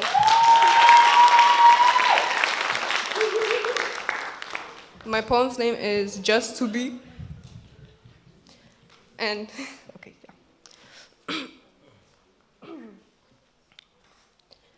I speak to myself only whenever I'm not sleeping, even in the quiet when the words creep out. Stares and laughs wouldn't stop me. I think only thoughts that I think are worth thinking. In the end, I have only one mind. Using it to its potential would be far too much, so I'll stay right beneath the line. And I am multiple things in one. I am an ultimate caregiver, giving more care to several things. Care for tricky toys and for tricky misters. I am my siblings' notorious sister. I'll be connected to anyone they know. There's a certain strangeness. I am a road between split paths, too hesitant to express which way I'll go. I speak without saying what's on my mind. Spitting nonsense to prevent a deeper connection, broadening thoughts might overwhelm them. I speak to revitalize my dull imagination. Sparking light bulbs with broken fuses, the sting of electric waves. There's been less and less to say. I speak to get better with these words I build up. I can't get them to make sense. Ever since being stripped of some of my sense ability, nothing but a child being treated like an adult. As a result, there's a lack of questioning. The words, things happen, still echo throughout her mind. The thought of being lost forever keeps her in line. She doesn't know how to live. She doesn't know how to try. At the end of the day, she can't even think. I think that's when I lost faith. Reliance on others kept me down, so I started to blow myself up, taking the commitment to myself. I think of my most impressionable times. Never thought I'd leave myself so astray, even after how long I stayed. I was so close to my ideals and my passions. They surely rubbed away. I think they need some refurbishing. The way I twist and turn to try to accomplish anything, time and time again, I need myself back. Enough of these ideas. I'm tired of reminding myself of what I lack. I think there's a cure. Something's been taken out. An empty mind with no picture and no frame. Who is there to blame? Blame the parents, blame the world, blame the school. In the end, you just are. I just am. And life goes full circle because there are no points.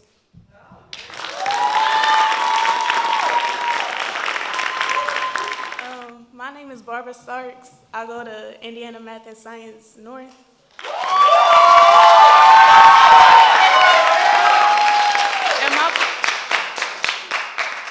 And my poem is called My Mind. Okay. In my mind, you can get lost from time to time. I usually put these thoughts aside to stay grounded with myself and focused on my grind. So I keep my problems in a box next to my tightest rhymes, with the lock and key buried deep off in my mind. And when it gets to full and I can't close the lid, I spaz on my family and my closest friends. I trade all materials for a peace of mind in hopes to find some peace, then maybe I'll be all right. I wonder if the devil rests in my mind, considering the nonsense I'm accustomed to and foolishness I let slide. Is it overthinking to think it's a matter of pride? To think that my mind would turn on me or reincarnate my trauma into spies that won't stop haunting me in my mind? Like I said, You'll get lost from time to time. To push pressure off, I prefer to look like a dime.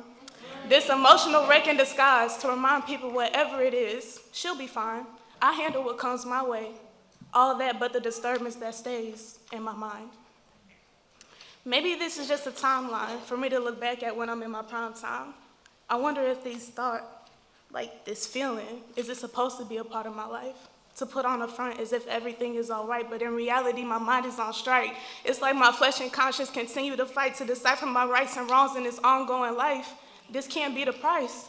Me staying up on those countless nights, wanting someone to help, but pushing people away faster than a glimpse at first sight. Maybe I'm too entitled because I know I'm not shy, but if you really think about it, who has time to sit and listen to the crazy commotion that runs through my mind? I wish I could freeze time to get by. My mind has ruminations, constant, continual, and repetition, like a button stuck on rewind. I'm overthinking again. Don't forget what I said, you'll get lost in his mind, like a bag drifting in the wind. To keep a sense of relief, I repent from my sins. Then maybe, just maybe, a fresh start will begin. Maybe.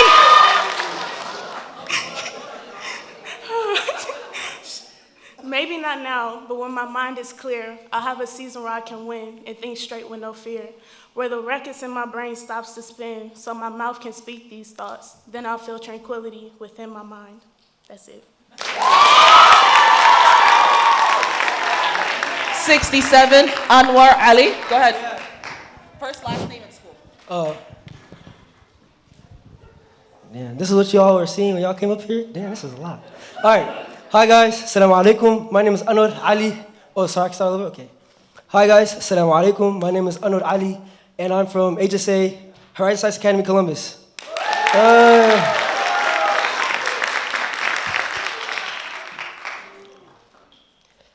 My poem is called Sixth Sense. Now, I've always said that black people have a sixth sense for danger, where it's run first and ask questions later. Where it's y'all hear that? Or nah, I'm just tripping. Where the question of if it's gunshots or fireworks every 4th of July, where it's we might not wait for it, we might not know what it is, but we don't wait for it to be a surprise. Now, I've always said that black people have a sixth sense, but does it have to be for danger? We may laugh at this trauma instilled in our core. We may brush it off as just another struggle we have to endure. Webster says trauma now. A deeply depressing or disturbing experience. It's something that affects us all so deeply. We shouldn't let our past shape our identity. I won't let generational trauma make me. That might have been who we were, but it's not who we have to be. Is this what my sixth sense? Is this what my sixth sense was always meant to be? COMMUNITY now. According to Oxford, a group of people living in the same place or having a particular characteristic in common. A feeling of fellowship with others as a result of sharing similar attitudes, attributes, interests, and goals. Why is it my community that's plagued by this war? Is it one that we've grown so accustomed to that we're not willing to bring ourselves one step closer to closure? Decade-long wars over land we have no hold over, commit homicide over, risk life over, do time over, to threaten another's life over, to take a mother's son from her. Caleb Smith, age 17. Lost fathers. David Guess, age 51. Deceased daughters. Journey Thompson, aged 8. All this land you have no hold over. Your parents fought for your rights, and this the future you think they aim for. Why is it him and him fighting him and him? Can't they see we all the same skin? I will not let violence become our repeated transgression. Is my sixth sense really just some unforgivable sin? Is my sixth sense really just some unforgivable sin? Is my sixth sense really just some unforgivable sin? I heard this song off the radio once. Wasn't sure if I remembered the lyrics, so I looked it up on Wikipedia. And y'all can sing along with me if you like. It went a little like, U-N-I-T-Y, U-N-I-T-Y, that's unity. U-N-I-T-Y, love a black man from infinity to infinity. Who you calling up? U-N-I-T-Y, now. The state of being united or jointed as a whole. This is my infinity. This is my unity. This is my home, and this is who I want to be. My peace is our commonality. I'm willing to fight for my tranquility. I think I found my sixth sense, and it might just be community.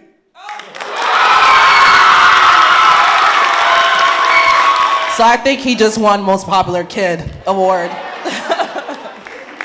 All right, 68. Hi, my name is Maymun Osman, and I represent Chicago Math and Science Academy. My poem name is When Palestine's Free. Shh. Listen. Do you hear a child crying, or is it just me? No? Me too. Oh, they're Muslims? Not my problem. Not our problem. They're too far away anyways. You see nothing, okay? Not a single child dying, not a soul in grief. So go to school and go to work and pretend like Palestine's not suffering. And as for the massacre you just witnessed, just go find a therapist, okay? Because you're not gonna do anything. Talk about stupid upcoming shows, talk about parties and what you wanna eat for dinner even though it's still breakfast. Celebrate every birthday with your family and friends. Worry about your graduation dress and the color you want it to be. Worry about your wedding altar, how long it will be and who will walk you. Because they're in Palestine, they don't age at all. They don't graduate, they don't wed, they don't even live at all. They were born dead and live only to die again. Ask the skies and the seas what they witnessed, because the only symbol of humanity left are the remains of infant babies. Because if you ask me, I will tell you go and ask God. Ask God if it's okay to kill children as self-defense. Ask God if it's okay to burn cities in the name of self-defense. Ask God if it's okay to start genocides in the name of self-defense. Ask God if it's okay to ruin his nature in the name of self-defense. Defending yourself from what? Infant babies? Because the excuse is that they might grow up to be terrorists? They don't grow old. They only live till you pull the trigger, because once you pull the trigger, it's their funerals before birthdays. Palestine kids are not buried. The rubbles cover the remains like a blanket over bodies of children. They don't grow old. Millions were killed over the span of 75 years. Every bullet leaves a trail of blood of something that could have been a masterpiece. History was rewritten by the man that holds the trigger, and he is no human. Don't tell me he is. And even though the dead might not rise, and the innocent trees were burned to extinction, when the genocide ends, Palestine will be free again. The kids will go to school again. The mothers will start preparing breakfast again. The olive trees will grow back again. The fathers will go to work again. But don't be surprised if the orphans want revenge, and don't label them terrorists. Don't be mad if the oceans start destruction and the sky rises in rage. They will take your home, destroy your nature, ruin your city, and build new ones above your graves when Palestine's free, just like you did to theirs.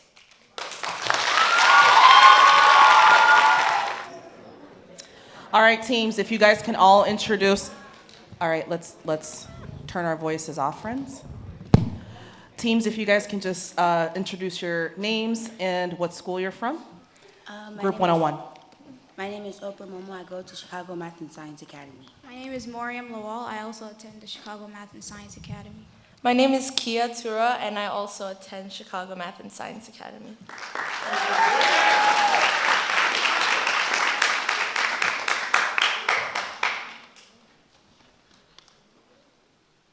Your indecision has become my habitation. You have created a life of strife for yourself, in which you have forced me to stay. If only you'd understand that I have tried. Change seems unfeasible. As soon as I find some balance, I'm thrown off the axis. Can't you all see you're both to blame? Where were your helping hands? Reconciliation, now is far too late. Recrimination is too exhausting. Can't you see you both are to blame? Were you a helping hand? A helping hand?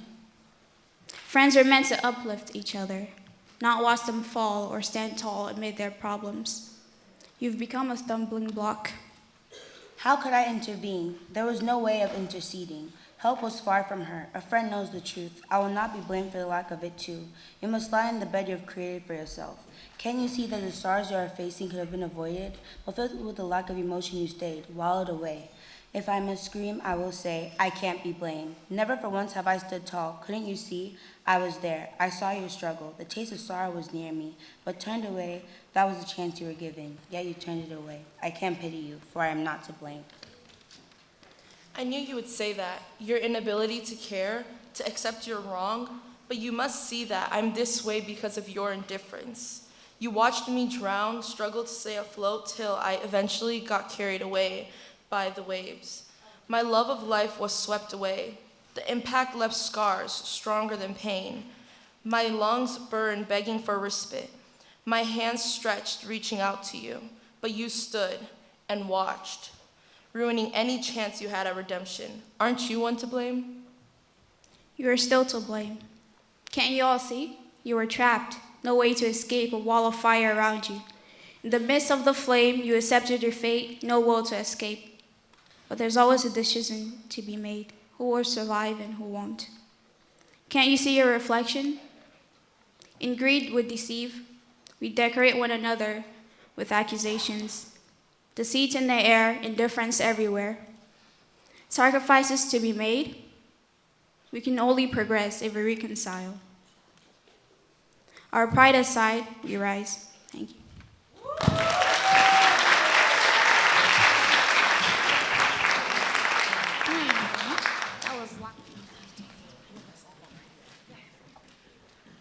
All right. Oh, right here. Okay. Thank you.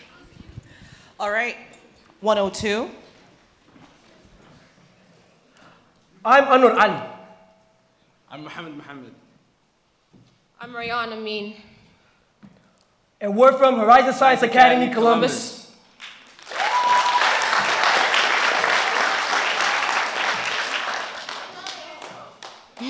On July 16th, humanity launched Apollo. On July 24th, it would land and make history, being the first time humanity had ever landed on the land that wasn't the Earth. What changed when we looked onto the moon? What changed when we saw ourselves from the outside for the first time? This is a tale between humankind and the moon. The first day we met, The first day we met? July 24th, 1969. July 16th, 1969. It was still. It was exciting. I'd been waiting for ages. I've been trying for decades. It was still. It was exciting. Dark and gloomy, there was still no light. Dark and mysterious, there I was looking for something. It was still. It was exciting. Dark and gloomy, but I saw a flash of light in the distance. Dark but intriguing, I pointed a light at the surface. It was still. It was exciting. Dark and silent until someone came. Dark and silent when I finally landed. It was still. It was exciting. When they landed, Everything was still. it was so exciting. I was enthralled by the emptiness. I was so curious what they were here for. I thought I was alone. I was alone for so long. Then I met her. That's when we met, in the dark. Okay, wait. Hello? Hi, I'm Moon. I'm Apollo. What brings you here? There's nothing exciting. It's dark and lonely. What do you mean? I've wanted to be here forever. Really? It was so amazing. I learned so much. I wasn't alone anymore. They were so beautiful. I felt so beautiful. I let them in, imprint their footsteps onto me. And I took another step forward. You're back. I am, finally. I missed you. What took you so long? I was trying to come back, I swear. So much happened, I don't even know where to begin. Tell me. Of course. Apollo had so much to say. I loved to listen. Moon has been waiting for so long. I just wanted them to feel happy again. I was happy again. But I was getting sick.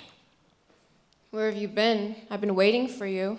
I know, I'm sorry. A lot has been happening. Tell me? There's so much you couldn't even possibly understand. What are you talking about? Of course I would. You I'd at least can't. try. I can barely understand it myself. Are you kidding me? Just tell me. I don't want you to think differently of me. I won't, I swear. I have to go. Wait, can you just tell me I first, can't. please? I can't. I know you're having a hard time. Just tell me what's going on. I'm dying!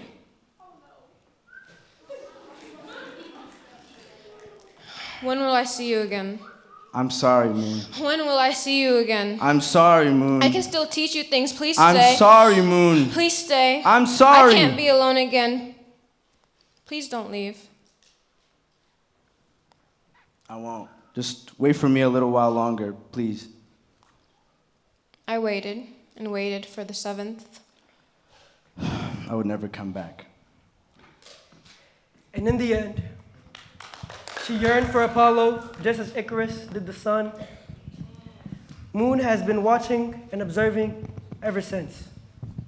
What would she think of us now?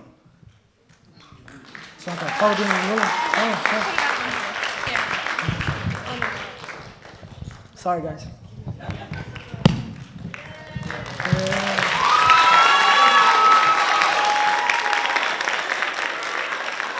All right, we have group 104, I believe, correct? 103. 103, come on up, 103.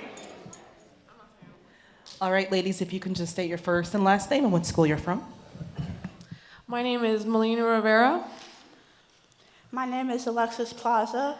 And we are representing Horizon Science Academy of Lorain, Ohio.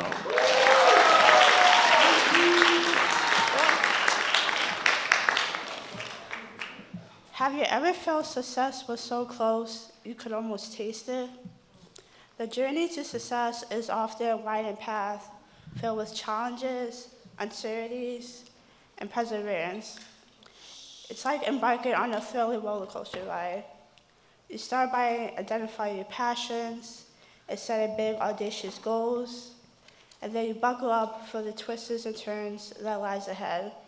This, my friends, is only the beginning. Success is different for everyone. For example, success could be just getting a good promotion at work, getting good scholarships to different colleges, or just writing poetry. Now, many individuals today also face many challenges in trying to reach for their success. Family is one of the major reasons people tend to have a pause in their journey to success. It puts a dent, and it's so large, it almost feels impossible to overcome. Although success isn't just about reaching a specific destination, it's about the growth, the learning, the adaptability that occurs along the way. It's about finding the strength to overcome obstacles, take risks, and embracing change.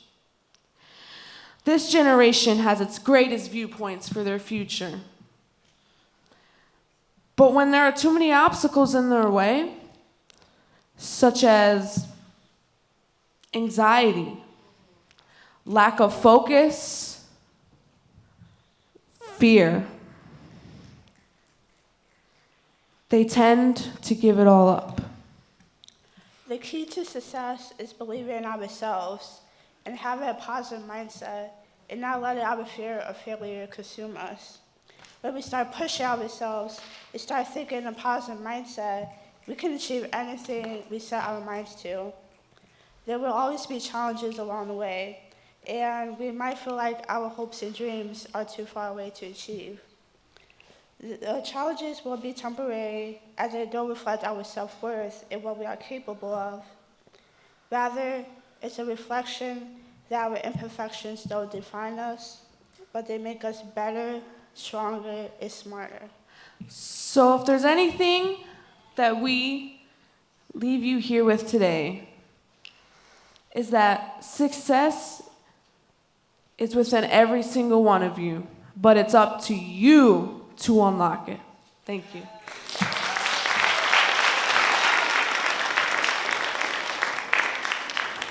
All right, group 104, I believe, right? Or is it 105?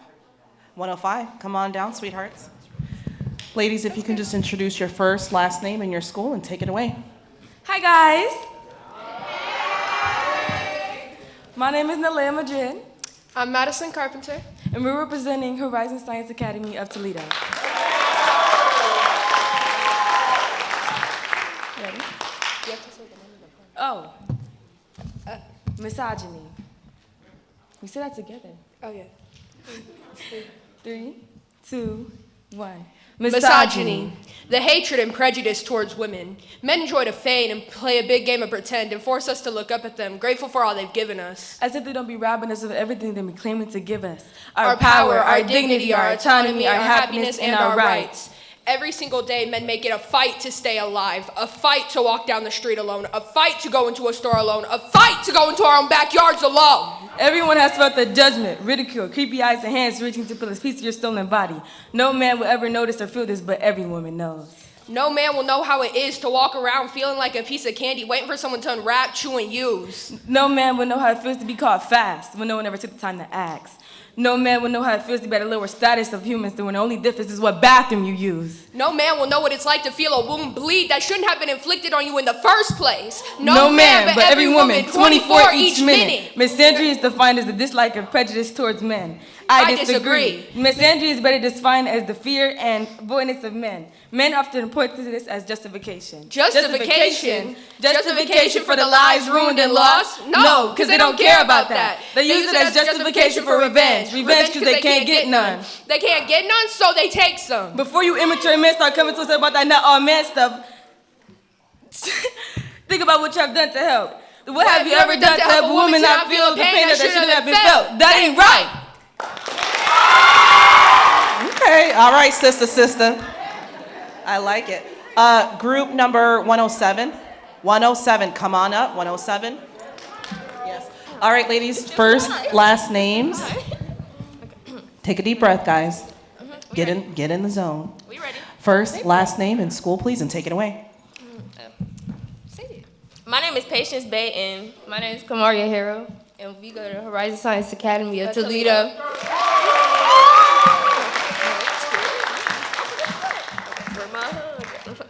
Okay.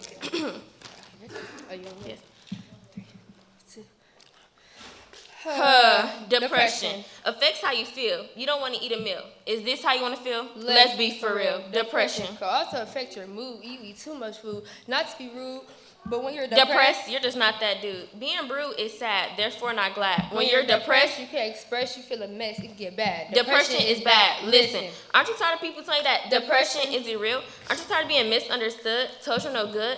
Don't you hate being called fake when the truth is something you can't take? You want to break. Accuse the line you try to hide, but at what cost? You get more lost. It's not okay because depression is real. I try to ask for a therapist to get help, but the shoulders I thought I could lean on, shrug it off. Well, depression. Something I have to live with. I received a curse, no gift. Depression. A birthday flies. I hide shame and cries. I now just lie with no one to confide since my illness is just a lie. I try not to cry as days fly by, as I imagine myself up high and light ever so bright.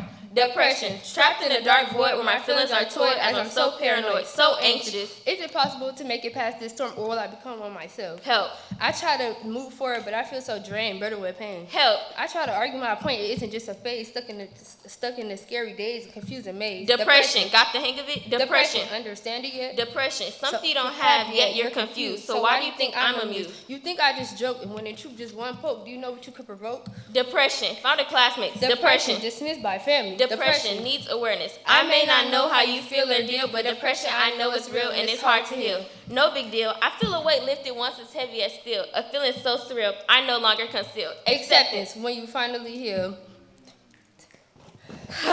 Depression. Here we are again. Depression. In this irresistible loop, lonely, avoiding every group. Depression. Something I can't escape as I stare expressionless in the distance. Depression. It's so resistant, it won't go away, at least not today. Peekaboo is all it do. So can't you see that I want to be free, but it's attached to me? Depression. Hurts those I want to keep close. Now I'm alone like a ghost, away from those I love most. Depression. I try to understand why people give me the cold look, straining me more. Alone man. Fold my hands and pray. I want so hard to stay, but I don't think there's a way. Depression. Started as a fight, now I'm losing light, ready to give in. Depression. Don't let it win. This isn't the end. Good luck, my friend. Depression. No more.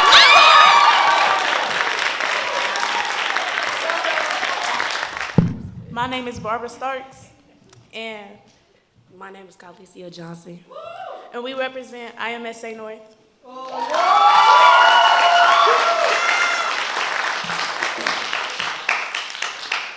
Our poem is called Generations, but like y'all heard generations like so many times today, so we're just like, okay, but okay. This generation is too tempted with temptation. Too proud-spoken and flirtatious. This generation has failed to lead in the right direction. So in return, we lose connection, gain manipulation, and trade our obligations for a hopeful handout of perfection. In this generation, the focus is fame, depression, and addiction. We trade out facts for a piece of fiction. Now families are left in a situation where there's nothing but tension. I'm this generation. I'm this generation. We're lost in a world where the universe cries for help. Dear generation, please listen to our words. Not every situation needs cause for your tongue of sword. And I'm not being mean, I just want to outpour. We just concerned for this generation and the influence you've incurred. You can choose to learn if you sit back and observe, gain morals and responsibility, and give the world what it deserves. You can still walk viciously and yet talk politely. Look at your brother and sister, but not so spitefully. If you prefer to be ignorant to the facts we are sharing, our generation will watch our world burn. Thank you.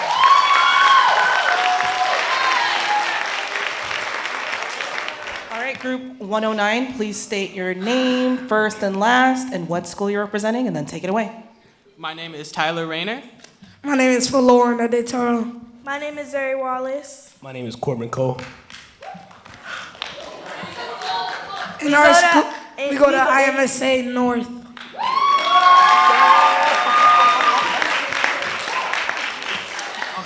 The name of our poem is Friends versus Haters.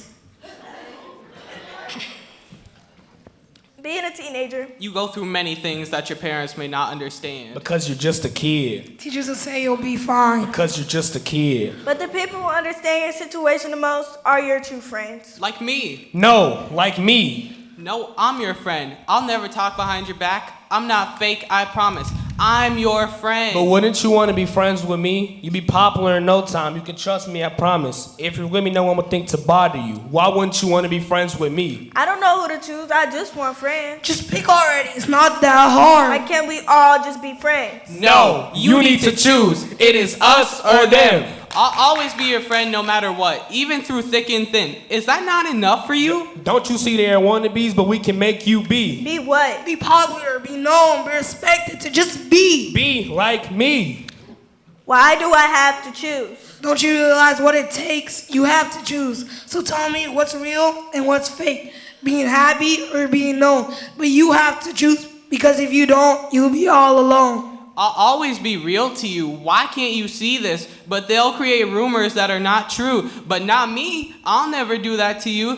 They'll make you popular, yes. But is that a real friend? Can we honestly say that's a W-Mans? But they're losers who nobody knows.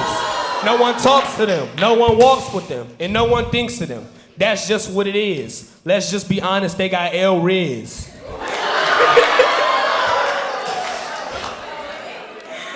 I want to be popular, but I also want real friends.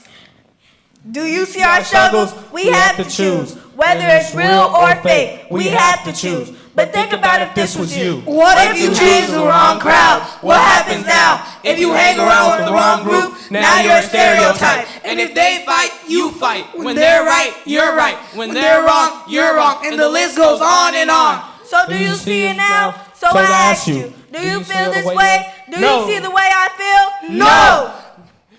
Your turn. Do you see what happens? Do you see why we cry in our rooms every night without you knowing? Huh? Do you now? This is what causes us to slack off school, figuring out which friends to choose. But this is what it takes. Choosing between real or fake.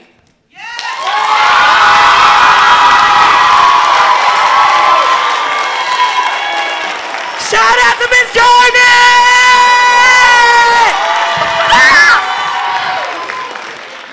Group 110. Please state your first and last name and then your school. Hello, I'm Ashley Patton, Hello, I'm Anthony Gallegos. and we're from Michigan Math and Science Academy. And this is our poem, Alone.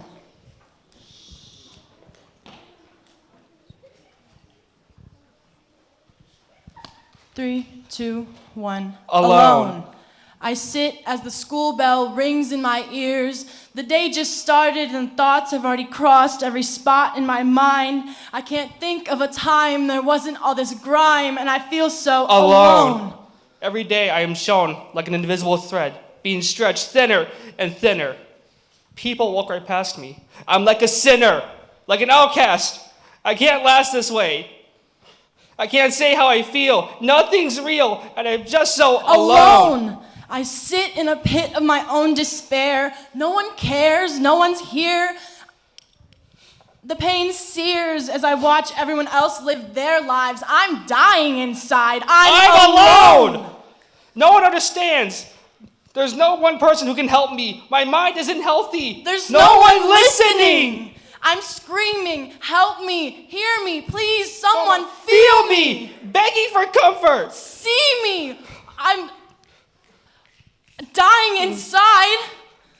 Please, someone, I just feel so alone. You're just like me. Alone?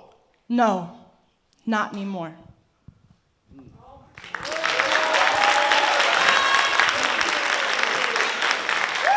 This is our last team performance, and then we're going to go straight into the awards after probably a little bit of a break, friends. So we are at the tail end. Let's see who wins.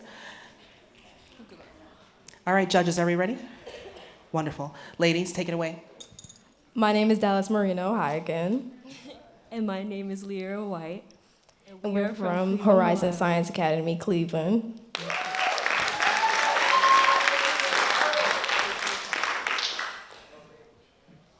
Genesis 3:16. To the women he said, I will make your pains childbearing very severe with painful labor, and you'll give birth to children. Your desire will be your husband, and he will elope you. I wear makeup. It makes me look pretty. I don't wear makeup, but only a little, so they don't see my insecurities. Watch how you dress. Make sure your shoulders aren't showing, and make sure your knees aren't visible. They might think you're teasing. You can't be too short and fat, but you can't be too tall and skinny. I want to be a lawyer. I want to be a singer. I want to be a doctor. I want to be an actress. But what's expected of me? Sit home, look pretty, keep an eye on the kids. Make sure the house clean before my husband get home. Lord knows he ain't gonna do it. So will the real man get up? I know you're fed up, ladies, but keep your head up. I'm a black girl who knows her worth, but it's always, I'm too high maintenance, or I'm too dark. My hair too frizzy. And my hair too curly. I am perfect like Beyonce. But just like she said, if everything was perfect, you would never learn and you would never grow. I don't want to rule the world or anything, but I like a little respect. Why is it I have to watch every corner I pass by just because I had something a man wants? Hey, beautiful, what's your name? My name? Here we go, one of these playboys trying to holler. Hey, sweet thing, you ain't hear me? Oh, I heard you. You just didn't hear me. Did my silence not give you an answer? Don't be like that. Come talk to me. Isn't that clear what I'm trying to do here? As if respectfully turning you down didn't comprehend your brain. You were getting in my personal bubble. I said no. Stop playing. No. Come on, girl. You know you want this. Girl. This girl said no. And oh, no means no. Why must you pressure me, putting me out of my comfort zone? I'm not a controller. Please stop pushing me. Do I look like a game to you? Why must you look at me how a lion looks at their prey? They may think I'm defenseless, but I can do this all day. We are women, and we'll do it our way. All right, first place gets $100. Second place gets a $75 gift card. And third place gets $50. That's pretty good, I think.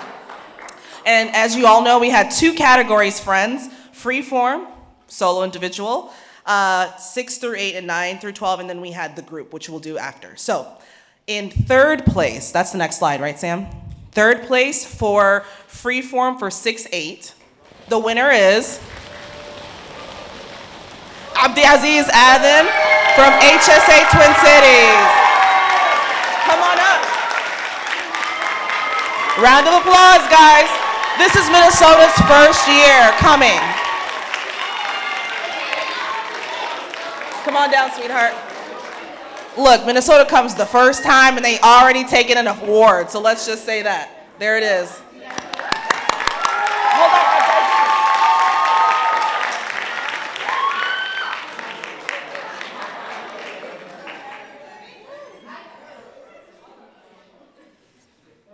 As the old assistant principal for Minnesota schools, it makes me so proud to see some Somali kids win too. So I'm rooting. All right. So third place for 9-12 high school. The winner is Confidence CMSA.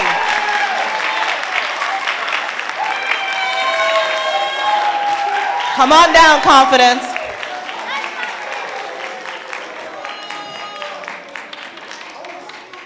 Don't trip coming down, no Confidence. All right, cool. I'm so proud of you. You're welcome.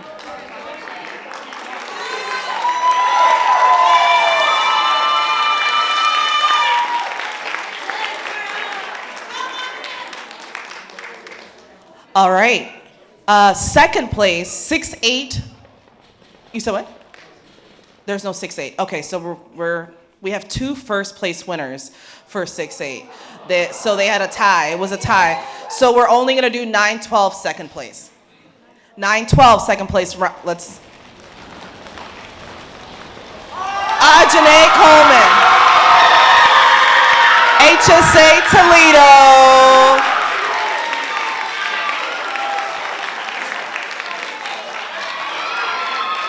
Look at that proud principal, too. That's right, Mrs. Snyder.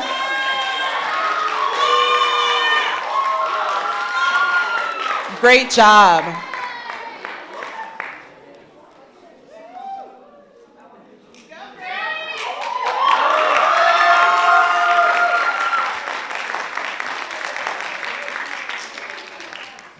Does anybody remember what her line was?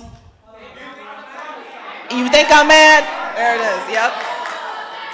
All right, now, like I said, we have 2 first place winners for freeform for 6-8. That's why there's no second place winner for 6-8. Let's, drum roll, please. First place winner for 6-8 for freeform is Soraya Imsa North.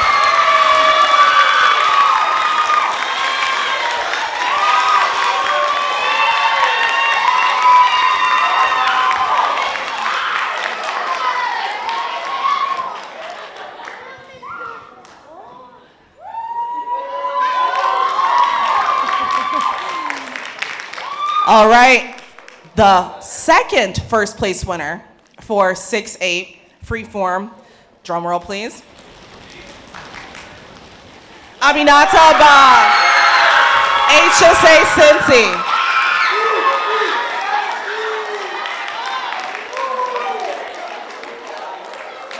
The excitement is large around here.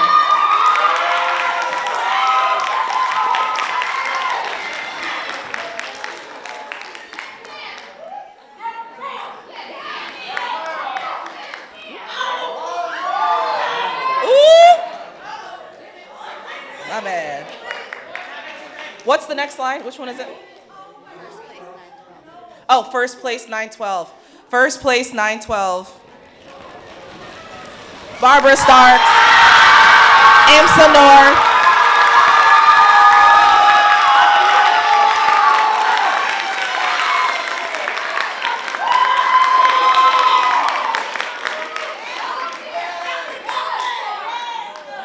Not Imsa North cleaning up. That's right, Barbara.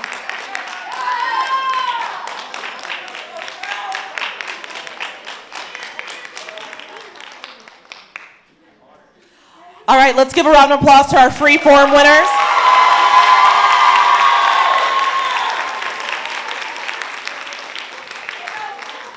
I hope this encourages you guys to continue your journey in poetry. Thank you guys so much.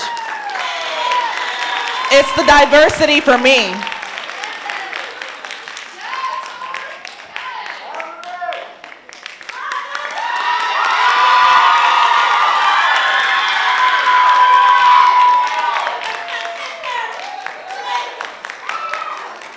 All right, thank you. All right, team events. I know, it's exciting, isn't it? And we're not winning anything, but our kids are. Listen, get $20 off top. All right, friends. The next awards are for team events. First place, once again, gets $100. Second place gets $75 each. Third place gets $50 each. So this is third place. All right, third place for 6-8. Oh, for everybody, okay. Well, duh, that makes sense. Third place for team awards. Let's get a drum roll, please. Dallas Moreno and Lyra White, HSA Cleveland High.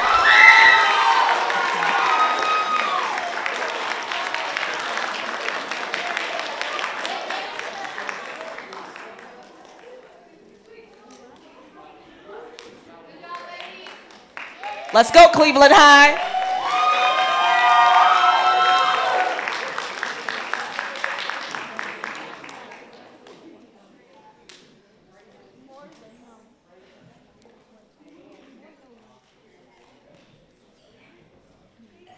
This is incredible. You guys are getting judged by some real artists too, so this is phenomenal. All right, second place for teams. Let's get a drum roll, please. Madison Carpenter and the HSA Toledo.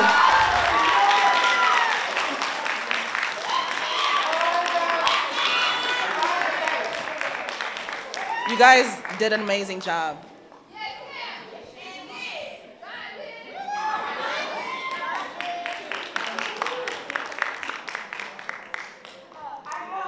And then Sam, we only have one more slide, right, for the whole thing? Team awards, okay, perfect. And first place for team awards, drum roll please. Zuri Corbin, Imsa North.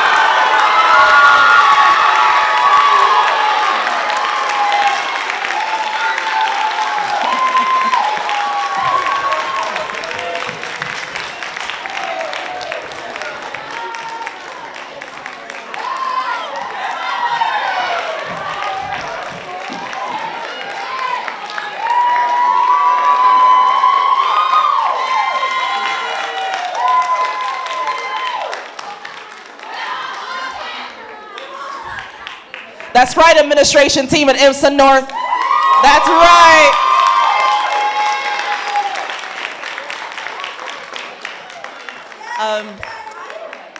All right, Andy, do you want to say a few words to end your show?